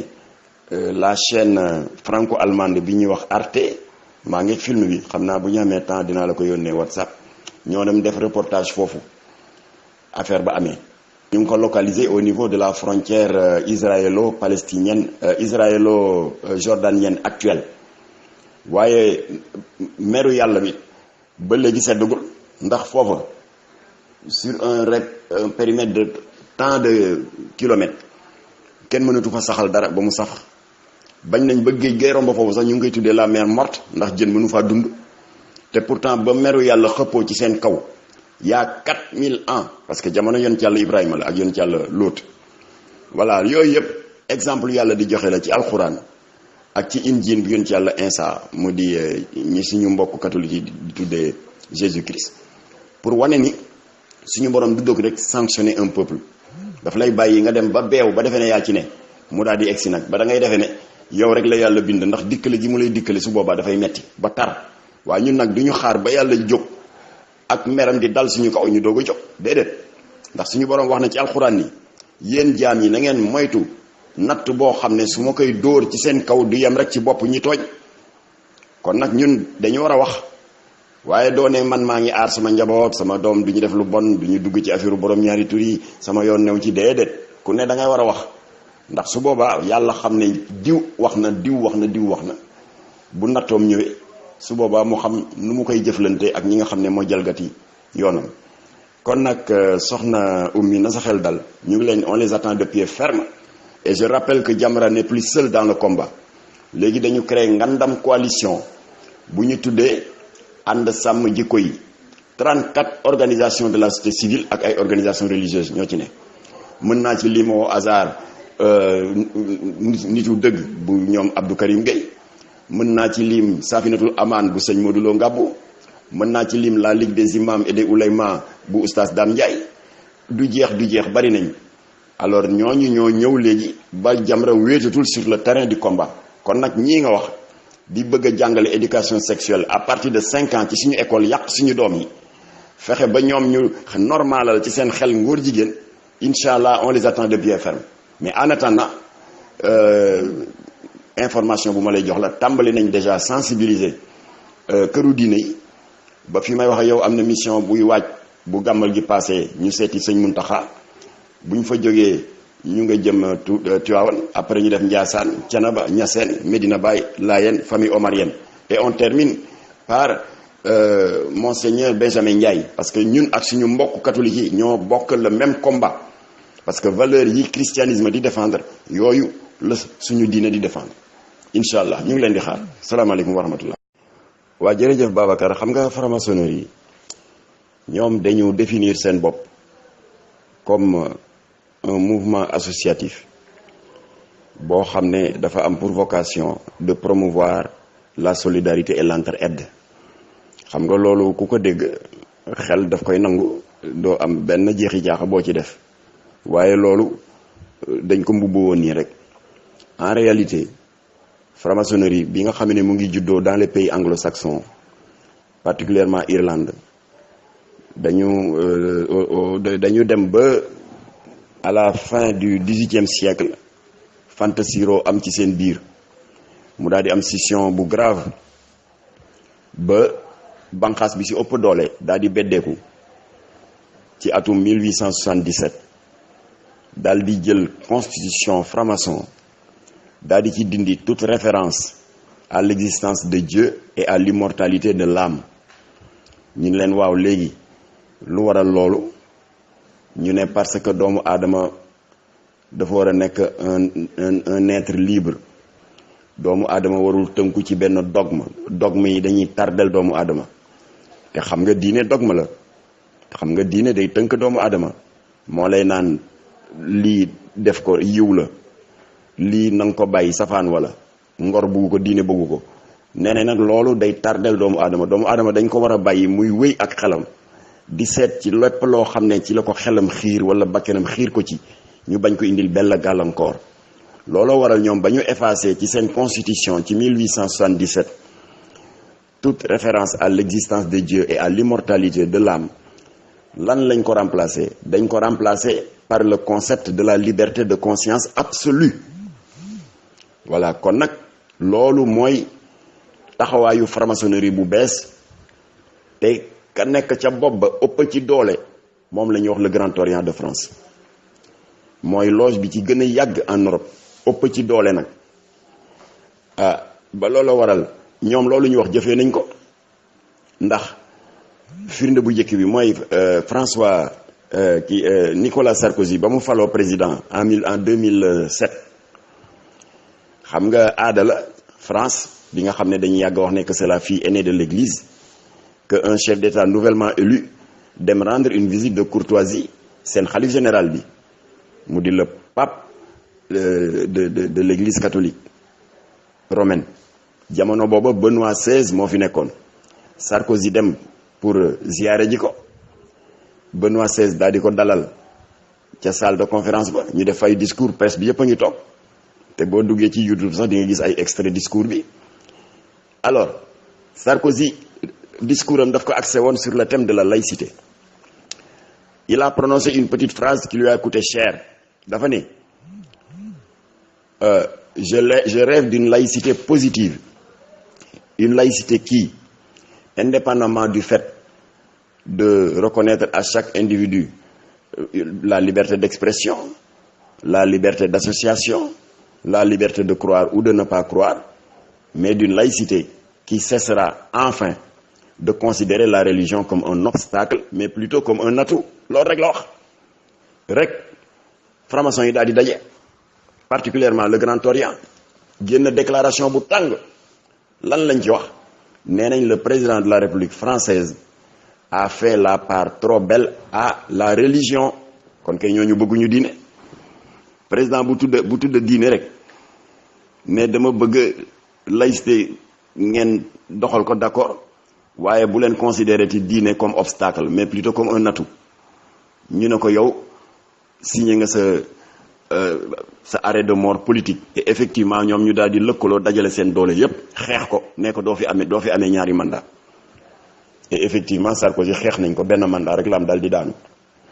Franc-maçon yooyu la te seen nijaay bi ci ëpp doole di le Grand Orient de France ñoo mobiliser seen puissance de frappe parlementaire et sénatoriale ba terrain yi nga xam ne président de la République française mayoon na ko à la communauté musulmane en France pour usage de lieux de culte, ñu indi fa coow di indi la loi 1905 c'est la séparation de l'église et de l'état, ba coow li bari ba état bi daw retiré wu ba jullit yi ñàkk nañu terrain boobu leen état bi may. ñoom ñoo tax ba le port du voile en France léegi dañ ko xaraamal, mën nañ la ci sax sanctionner, surtout bu fekkee yaa ngi liggéey ci administration bi wala dans l'enseignement. ñoom ñoo tax ba le code civil français renforcé par la loi Pasqua de 1992 dañu xaraamal polygamie. te loolu sama mbokk diaspora bi nekk France ñu ngi may dégg, li may wax xam nañ ko. France takk fa ñaari jabar dafa xaraam, et c'est même passible de poursuite judiciaire parce que c'est une violation de la loi. Franc-maçon yi ñoo fexe ba dugal ko dans le code civil te dañ koy bàkkoo. ñoom ñoo tax ba 1976 ndem si yàlla si Simone Veil ñoom ñoo ko dooleeloon ba mu légaliser yàq biir, ñu di ko wax avortement. ba bu yàggul avant Simone Veil di génn àdduna am nga ne kuréelu franc-maçon yi defoon nañu délégation, seen grand maître bi daal di jiite délégation bi, ñu dem seeti Simone Veil di ko sargal, presse bi yëpp ànd ak ñoom, mu daal di def discours ba pare jeexal discours am daal di ko tappal seen médaille bi gën a rëy. xam nga fii ci Sénégal y a l'ordre du mérite, l'ordre national du lion, le grand commandeur de l'ordre national du lion, ba bi ci gën a mag xamatuma ban la ci. alors ñoom seen raaya bi gën a mag ñoom franc-maçon yi ñu ngi ko tuddee Marianne Jacques France, boobu la ñu tabal ancienne ministre de la santé sous Giscard d'Estaing, ñu di ko wax Simone Veil. ba leen presse bi laajee ne leen waaw lu waral sargal bi ngeen ko sargal, ñu ne waaw parce que moom ba mu nekkee ministre de la santé dafa fexe ba samp fi benn loi boo xam ne bii dafa bokk ci suñu programme ak suñu projet de société. ñu ne leen loi boobu mooy ban, mu ne la loi qui légalise l'avortement. c'est loolu loi buy may ñuy rey xale bu la deful dara ci biiru ndeyam. alors nee nañ daal le fait que mu fexe ba loolu nekk loi bokk na ñoom ci seen programme. kuy def contraception kay nga def contraception pour am doom bañ la ci fekk, waaye ñu dem ba ñu ne bu demee ba dëgër sax ci biiru ndeyam boo ko reyee léegi yoon du la topp. xam ngeen fii l'avortement clandestin est toujours puni par la loi, waaye France teggi nañu contrainte boobu. franc-maçon yi ñoo ko def te di ko bàkkoo. waa kon daal kenn mënu ko lim ba mu jeex, ba bi ci mujjee junj naa ko sànq, c'est la loi de 2013 ñi di ko wax la loi du mariage pour tous,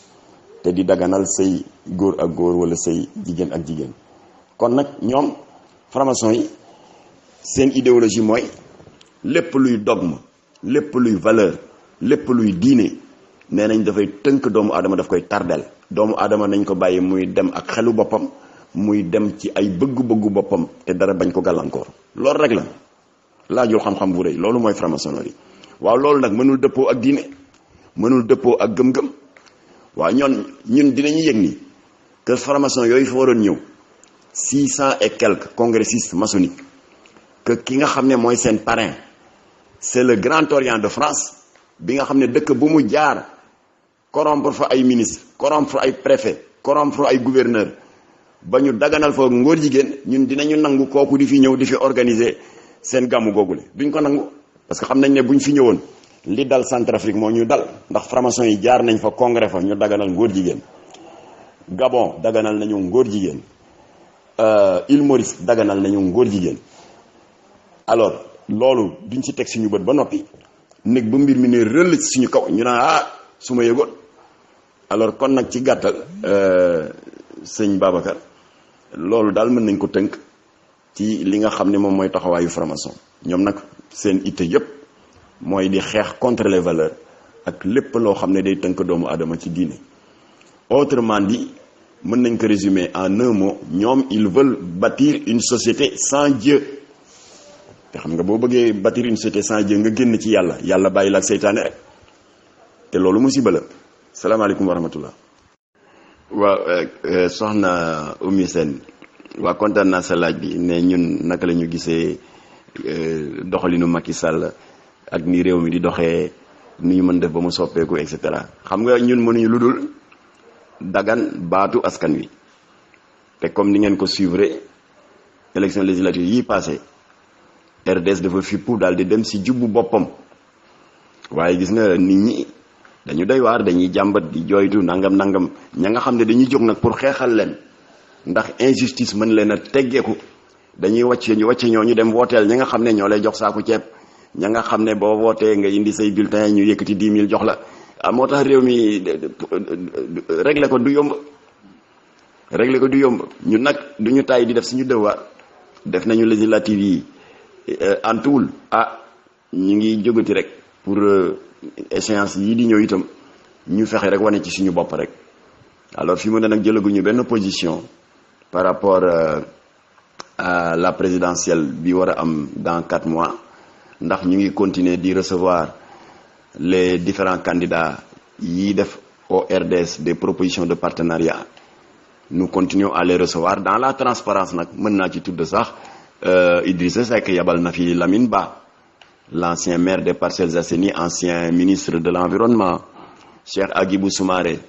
ancien premier ministre ka nga xam ne moom la ñuy njort ne mooy directrice de campagne am di madame Ngone Ndoye ancienne ministre des Sénégalais de l'extérieur jokkoo nañu moom tamit wax na ma yéeneem pour que ñu am un compagnonnage politique ak son candidat maître Mame Adama Gueye moom yónneewul moo ñëwal boppam indi un document de 24 pages bëggoon tam am alliance électorale ak ñun Cheikh Alassane Sène jokkoo nañu téléphone le dernier cas en date c'est Moustapha Guirassy ancien ministre de la communication et puis il y en a d'autres 2 ou 3 qu'on doit recevoir dans le courant de la semaine alors yooyu yëpp c'est des patriotes qui viennent nous voir nous rencontrer rafetlu suñu liggéey parce que ñun néguñu ba élection jot ñuy jóg naan nit ñi ñun ñooy waaja na ngeen ñu jàppale ñun élection ou pas élection nous sommes toujours sur le terrain de combat contre l'injustice alors ñooñu ñëpp ku ci nekk yaak sa morom yaa bokk benn kàddu nee nga da nga bëgg a ànd ak RDS liggéey voilà léegi ci fan yu néew di ngeen ñu dégg nag ñu tenir un séminaire national d'évaluation c'est-à-dire dañuy évaluer les propositions des différents candidats maa ngi fàtte Mamadou Lamine Massaly daje nañu fii ci armée lu Yoff yi fekk moom mu ñëwoon ci benn enterrement bay génn man may dugg moom tamit mu wax ma ne bëggoon nañ fi jaar waxtaan ak man et cetera alors donc séminaire boobu bu ñu ko defee ci lay rendre compte aux camarades du bureau politique du RDS les différentes propositions qui nous ont été faites alors après on ouvre les débats alors bu ñu débattre ba ca fin ba nag ñaar moo mën ne soit ñu ne l'ensemble des candidats yi nga xam ne contacté nañu diw la ñu fas yéene àndal wala boog ñu ne ñun on préfère plutôt am suñu candidat bopp alors mais loolu yëpp du man maa koy décider parce que RDS ni ko Latif sampé dafay fonctionner sur des bases purement démocratiques alors donc bu ko assemblée générale bi examiner ba jël décision alors su boobaa on va faire un projet de déclaration après on appelle la presse devant toutes les télévisions ma lire déclaration daal di ne voilà pour la présidentielle du 24 février 2019 le Rassemblement démocratique sénégalais qui est la branche politique de Jamra taxawaay bii la fas yéene am wala candidat bii la ñuy àndal wala bokk suñu propre candidat issu de nos rangs moom la ñuy jàppale. voilà loolu yëpp mënaguma ci xam dara parce que on doit tenir le séminaire dans quelques jours te bu boobaa doo leen ko mën a ñàkk yëg ndax dinañ ko médiatiser suffisamment incha allah. waaw jërëjëf Danfa askaw Atlanta États-Unis waaw man d'accord naa ak si sa constat bi wax dëgg yàlla le débat politique est très bas ndax xastante la léegi waxante lu ñaaw wàññeente sutura ku nekk di tam sa morom ndëmm barke démb rek la ñu accusé Bougane Gueye Dany de franc-maçon tey ñu accusé Sonko d'être un salafiste un wahhabiste yooyu daal moo fi ne. alors ñun nag nous ne nous inscrivons pas dans ce débat là parce que débat politique boo ko déggee mooy débat sur des programmes débat sur des projets de société ay candidats toog kii naan yow sa programme sur le volet économique lii mooy défaillance bi keneen ki ne ko non yow sa programme sur la diplomatie manqué na ak loolu la ñu sént ci ñoom mu war a nekk jongante bu sell boo xam ne dafay nekk échange d'idées askan wi léegi mën a après seet xelam pour mën a am une opinion ci ñi nga xam ne ñoo ko bëgg a jiite ëllëg waaye gis nga léegi malheureusement comme ni nga ko waxee d'enfant xastante rek waaye ñun nag boo gisee ñu yëkkati woon kàddu ci affaire Sonko du woon pour bëgg lu neex Sonko waaye dañu dugal ci débat bi loo xam ne depuis jamono Senghor ba fii kenn mësu ko ci dugal mooy affaire gëm-gëm affaire foi moo tax joxe nañ exemple sax sëñ Fallou deuxième xalif de Cheikh Ahmadou Bamba mës nañ dégg mu naan Senghor yow ban diine nga bokk ak nangam toppatoowul loolu sax ba Senghor demee seeti ko à la veille des législatives mouvementées du 17 juin 1951 ndax xam nga jamono booba Assemblée nationale amul présidence de la République amul conseil social amul dara amul le Sénégal était une colonie Sénégal dafa bokkoon ci tom yi les domaines d'outre-mer et les territoires d'outre-mer donc Sénégal simple région la woon rek ci France c'était le cas pour la Côte d'Ivoire pour la Guinée pour le Mali etc. alors dëkk yooyu yëpp nag comme que amuñu woon autonomie dañu nekkoon ci kilifteefu France amoon nañu droit bu élection législative France jotee ku ci nekk dal di am 2 candidats députés alors donc xëccoo bi da doon metti ndax 2 postes de député rek amoon ci jamono boobu alors Lamine Gueye maire de Dakar nekkoon fi le tout puissant secrétaire général de la SFIO la section française de l'internationale ouvrière yàgg fi nag sax fii ren comme ni fi parti socialiste yàggee woon avant Ablaye Wade di leen déboulonné en l'an 2000 après 40 ans de règne donc Lamine Gueye noonu la fi nekkoon le tout puissant alors élection yi jot nag Senghor daal di démissionné ci parti Lamine Gueye di SFIO créé partem di bloc démocratique sénégalais daal di taxaw nag pour faire face à Lamine Gueye pour les élections législatives du 17 juin 1951 alors Lamine Gueye il avait comme colistier Ousmane Socé Diop qui est natif de Rufisque c'est un docteur vétérinaire bokk ci famille lébu bu mag Senghor nag pour dire ko mbagg moom itam dem ci famille collectivité lébu jël fa Alaaji Abbas Gueye nekkoon un très grand leader syndical waaw ñu daal di jóg nag bëgg a tàmbali dugg ci dëkk bi pour la campagne électorale alors Senghor bëgg a jóg départ Abbas ne ko déet mënuñu campagne te mattaluñu lu baax li fi mag ñi bàyyi Senghor ne ko loolan la mu ne ko balaa ñu def benn jéego nañu dem seeti kilifa diine yi ci noonu la ñu demee seeti sëñ Fallou parce que temps yooyu sëñ Fallou moo doon le doyen d'âge alors photo boobu maa ngi ñëw yónnee leen ko léegi alors Senghor ànd ak Alaaji Abbas Gueye di suñu wayjur alors sëñ Fallou ne leen yéen ñaar yéen a bëgg a falu député mu ne ko waaw mu ne ko kan mooy tête de liste bi Senghor ne ko man la Abbas bii mooy sama colistier sëñ Fallou ne ko waaw dikkal mu daal di dikk mu ne ko tàllal sa loxo mu tàllal loxo te fekk booba waxtaan nañu bay génn sëñ Fallou di ko gunge pour mu dugg ci otoom maa ngi ñëw yónnee leen photo bi léegi Senghor taxaw ci wetu oto bi sëñ Fallou jël loxo Senghor dëppër ñi ko donc paume bi vers le ciel mu jël baaraamu déyam bu tedd bi moom sëñ Fallou am lu mu ci jàng ba pare tëfli ko daal di xaatim loxo Senghor xaatim ci alxuraan lu bare bari ñaan jàng alxuraan tëfli ko ci loxoom Senghor diwoo ko dem songa Lamine Gueye rek daaneel ko waaye sëñ Fallou après presse française seet si ko ne ko yow nan ngay nekkee le deuxième khalife de Cheikh Ahmadou Bamba kii nekk un candidat à la présidentielle dëgg la mais nekk un catholique nga di ko jàppale ba fi mu ne Fallou na nekk na président mu ne man toppatoowuma ban diine la bokk li ma itteel ginnaaw bi ma ko gëstoo zahir ak baatin mooy ku am yërmande ci Sénégal bi nga xam ne mi ngi doon def jéegoom yu jëkk ci wàllu indépendance ak koo xam ne nguuram dana ànd ak dal dana ànd ak jàmm xëy na lépp ne tout n'est pas parfait waaye njort yooyu am naa ko ci moom looloo tax ma ñaanal ko jàppale ko yàlla fal ko voilà benn cas boo xam ni c'est un cas d'école war nañ di ko jàngal xale yi ci école yi mu nekk un exemple de tolérance un exemple de bonne convivialité interconfessionnelle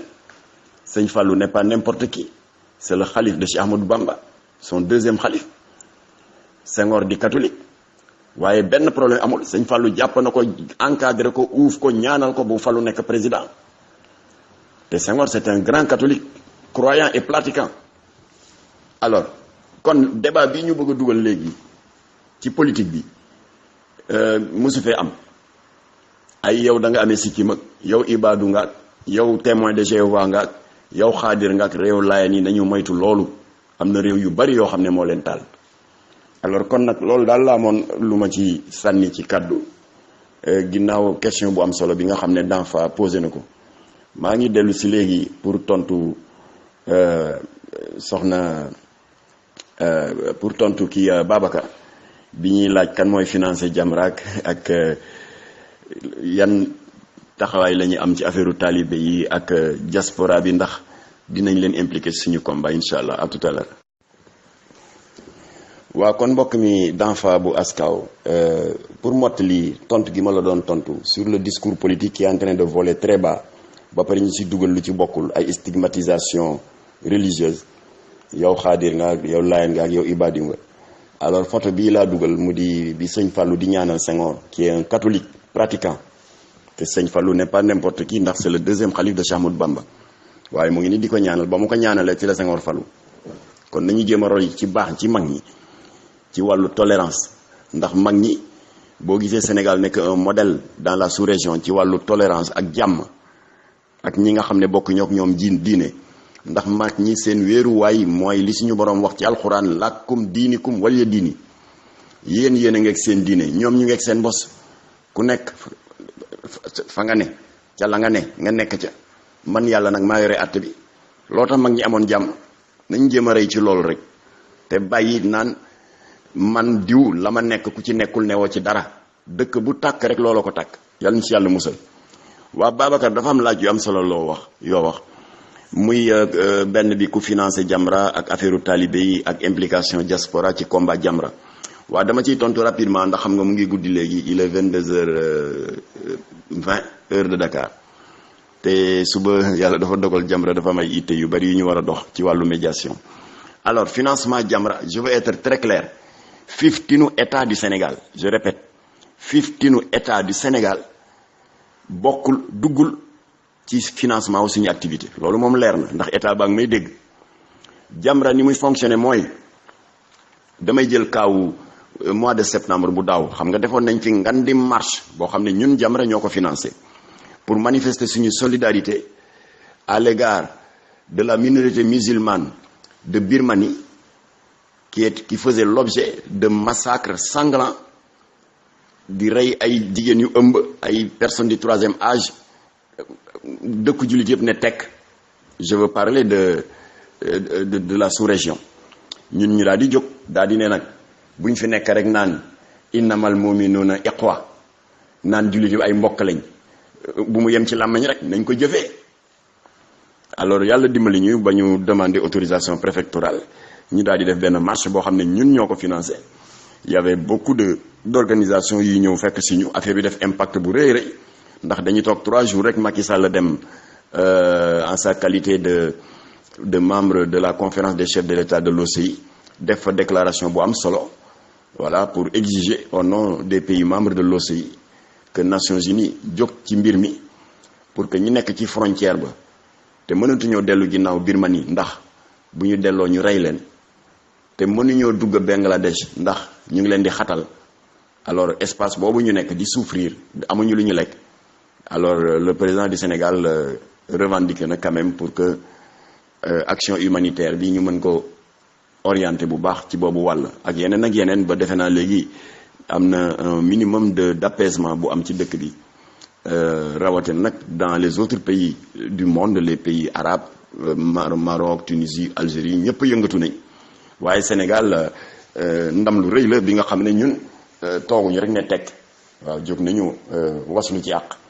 alors benn exemple ngoog ñun ñoo mujjee lijjanti banderole yi fay oto bi fay animateur bi sonorisation bi ñun ñoo ko fay alors comment on fait waaw Jamra day wax dëgg yàlla dafay fonctionner sur la base du volontariat képp koo xam ne yaa ngi liggéey bu la yàlla mayee bu weer dee nga mën a yëkkati sa benn junni wala ñaari junni dugal ko ci kees gi xayrun koo xam ne nag yàlla may na la ay moyens bu ñu amee manifestation te nga nekk membre du bureau politique de Jamra nekk opérateur économique wala leneen nga ne maay financer 50% de cette manifestation wala leneen xayrun li si des ñu jëm ko taxale li xale yi di wax rek kon Jamra noonu lay fonctionner dañuy taxale rek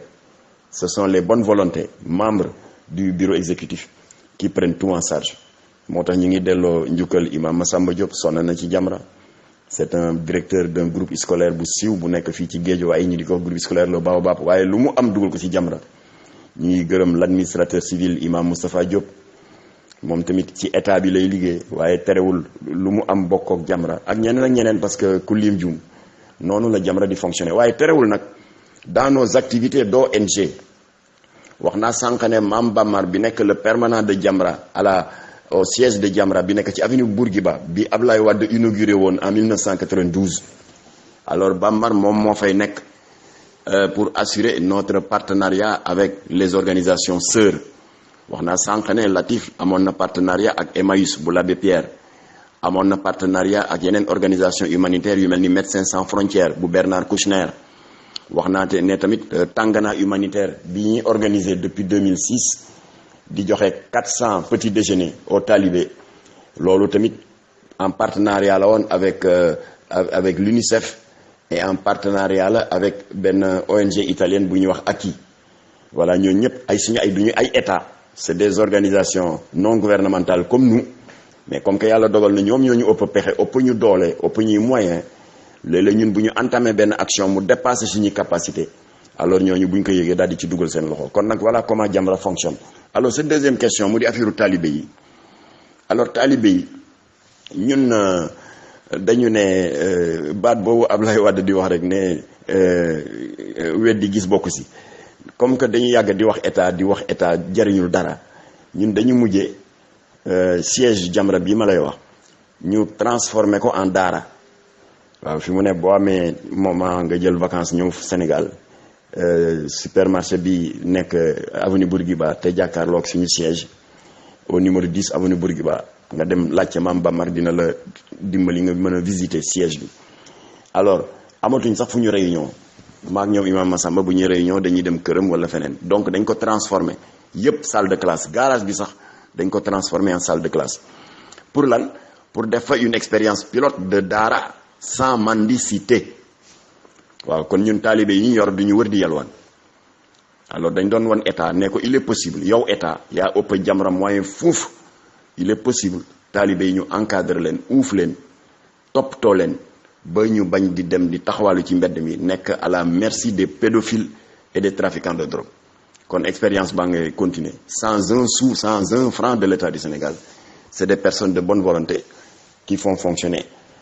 cette expérience de Dara sans mendicité. Et enfin cette dernière question mu di diaspora bi est-ce que la diaspora s'implique dans les activités de Jamra? Ah kay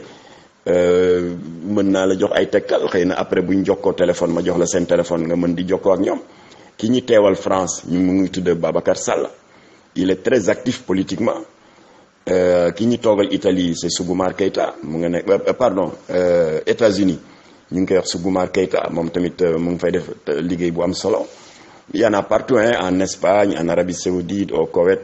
Nous sommes représentés dans au moins 27 à 28 pays. Bon, li ko manqué 30 bariwul. Voilà, donc ngay wax ne diaspora bi ndax mën nañu leen impliquer dans les activités de Jamra. Ah kay yow lii nga def rek invitation bi nga ma invité ci Askaw Monde déjà def nga benn jéego dans ce sens yow Babacar moo tax kay man bu ma sañoon bu ñu demee ba jóge ci màggal gi ñu mën a fexe ba takkal la lijaasa yow nga nekk foofu suñu ambassadeur pour que problème mu diaspora bi boo loo ci recensé rek nga mën ñu ko jottali bu ko defee ñun ñu boole ko suñuy communication ak démarche yi ñuy def auprès des autorités. voilà kon nag waa Diaspora Monde maa ngi am mbégte gu lool bu rëy ci jàkkaarloo de 2 heures de temps bii ma am ak yéen parce que ñu ngi tàmbali 20 heures et il est déjà 22h25 ci heure de Dakar. di dellu rek di leen féliciter ci initiative bii ngeen jël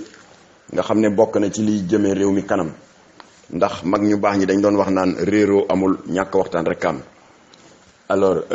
di delloo sargal soxna Souka Seck ci liggéey bi muy def ak ni mu lay assister yow Babacar Kébé xam naa xawma seen équipe yëpp ni mu tëddee waaye maa ngi compter ci yéen yow Babacar ak yow soxna Souka ngeen eggeel ma sama nuyoo tous les responsables de Askaw Monde sans oublier évidemment les autres démembrements de Askaw Monde mu di ñi nekk Italie ñi nekk Dakar ñi nekk Côte d'Ivoire ñi nekk Espagne ñi nekk fépp et encore une fois mention spéciale aux femmes voilà sànq waxoon naa ko ci njëlbeenu émission bi Souka Seck yow wax dëgg yàlla cant ak ngërëm ñeel na la Hélène de la Chopin itam wax dëgg yàlla kenn demul mu des ndax moom yàgg na ci combat bi avec beaucoup de détermination et de courage et xanaa itamit di ñaanal jàmm mbokk mi Karim Wade yàlla defal ko jàmm yàlla aar ko taxawu ko daxal ko seytaane te yàlla def jàmm ci Sénégal mais surtout maa ngi dellu di interpeller le président Macky Sall na dawal yërmande te libéré Moïse Rampino xale la te mu ngi nekk en danger de mort wax laa leen nekk mu ngi ci 4e jour de grève de la faim te il refuse de s'alimenter te xam ngeen ne dafa dëgër bopp il est capable d'aller jusqu'au bout te dara jaru ko ñu naan pour des raisons de comment dirais-je de telle ou telle activité alors un gosse de rien du tout loru na ci kaso bi ci fan la ñu ne dans le régime du président Macky Sall loolu ñaaw na dafay nekk une tâche pour notre démocratie moo tax président Macky Sall maa ngi lay ñaan nga libérer xale boobule bàyyi ko mu dellu ci ay mbokkam parce que juróom-ñetti weer ngi ni mu ngi ci kaso bi te kenn attewu ko wala boog nañ ko atte mu xam fu muy féete voilà loolu daal moo doon suñu dernière revendication kon nag ñu ngi dellu di leen yeesalaat suñu ay ñaan yal leen yàlla taxawu yéen waa Askaw Monde ñu sóoraale ci ñaan bi mboolemu mbokk yi nekk ci diaspora bi yëpp Italie Espagne particulièrement waa Brésil waa Espagne ak Italie ndax am na ay natt yu métti yu leen daloon weer yi passé ba am suñu ay mbokk sénégalais yu ci ñàkk seen bakkan ñooñu yal na leen yàlla sàmm yal na leen yàlla mbokk yooyu nekk foofu yal na leen yàlla sàmm aar leen te ñi jot a génn àdduna yal na leen suñu borom teeru sa firdawsi yu kawe ya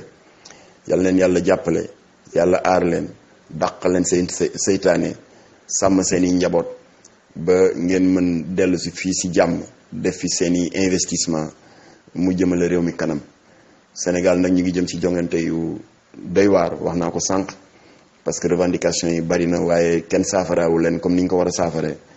te loolu du jur dara dul élection yu bari coow waaye nu mu bari coow itam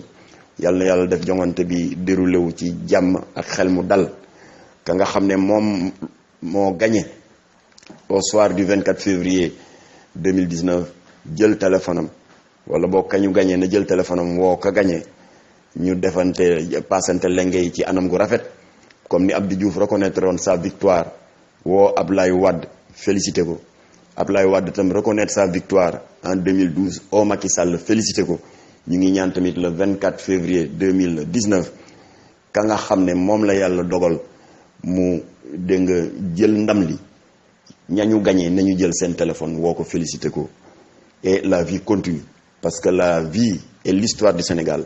à la kulli alin ne s'arrête pas le 24 février 2019 asalaamaaleykum wa rahmatullah.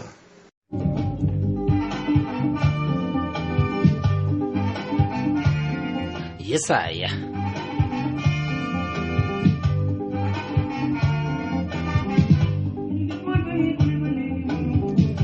Yes, asalaamaaleykum jàmm ak jàmm xewal ak xewal waaw sama gaay maa ngi leen di bëggee bu baax di leen siyaar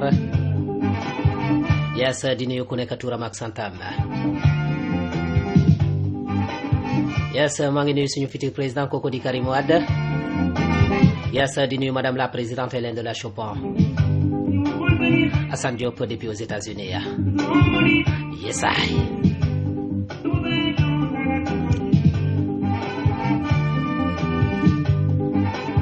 yes maa ngi nuyu coordinateur yi ak coordinatrice yi yes di nuyu animateur yi animatrice yi yes maa ngi nuyu responsable yi yëpp ñu nekk ci biir panel bi yes di nuyu suñu kilifa yi yëpp yes maa ngi leen di béggee bu baax di leen siyaar yes ay di leen naan asalaamualeykum wa rahmatullahi taala wa barakatuhu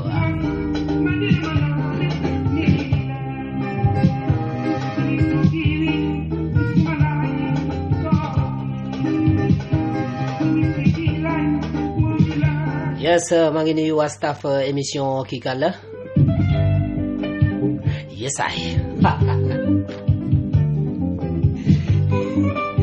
yes maa ngi nuyu sama best grand kooku di Babacar Kébé depuis Italia yes ma ne ko sama cerveau bi buongiorno yes di nuyu gay Cheikh sama jinne bi Khadim Gueye fàttewuma la maa ngi lay béggee bu baax di la siyaar yes di nuyu Mami Diaw depuis Mbour yes borom arobase virgule entre parenthèse borom philosophie yes aca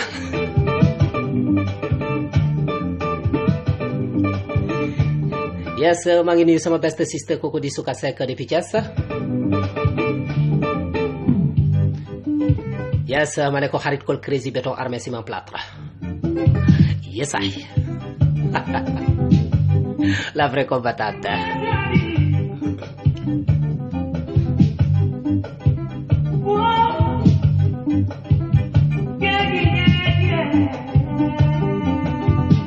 yes sama gars c'est pour juste vous rappeler seen émission kii kan la chaque samedi ci panelu Askaw Monde yes la voix du cœur la puissance à l'état pur, la puissance à l'état de Gerkadja, la puissance à l'état Bamakat. Alcodi.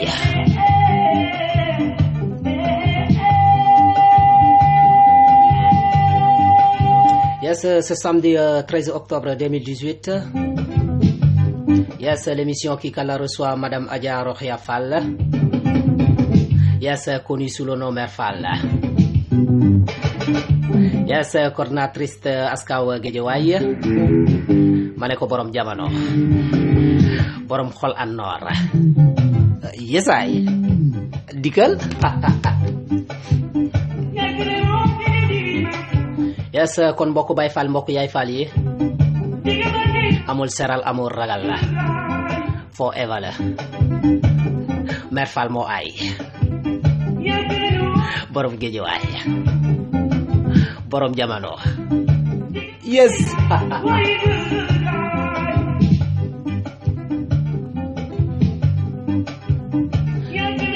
yes Mère Fall maa ngi lay bëggee bu baax di la siyaar yes Guédiawaye sa secteur la te foofu noonu yaa fay acteur te képp ku ma wee dina laajte bépp animateur maa ci xam dara yes yes ay jëlal ah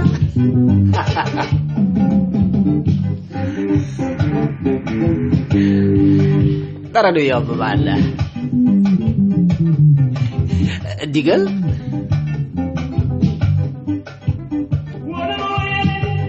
yes sama gars vous êtes connectés câble scotché branché sur Askaw Monde yes la voix du cœur la puissance à l'état pur, la puissance à l'état dëgër kàcc, la puissance à l'état ba mankat alkodi. Yes.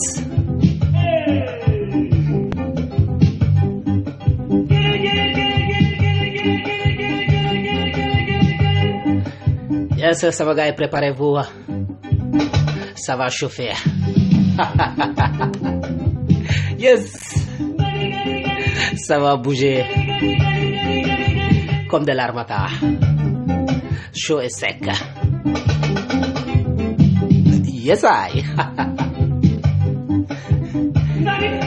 Yes, sama gars yi, c'est samedi 13 octobre 2018. Yes, l'émission qui reçoit Madame Adja Rokhaya Fall. Yes, connue sous le nom Mère Fall. Yes, coordinatrice Askaw Guédiawaye. Borom Jamano. Borom xol am noor. Yes, I. Bégué.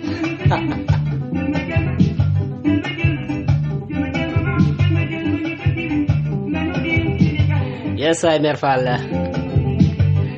Yaay borom Guédiawaye. Nee naa la secteur boobu yaa fay acteur. Sa secteur la nag. Te yaa fay acteur. Képp ku ma weddi rek na laajte bépp animateur. Yesaay. Xanaa neex. Digal yes.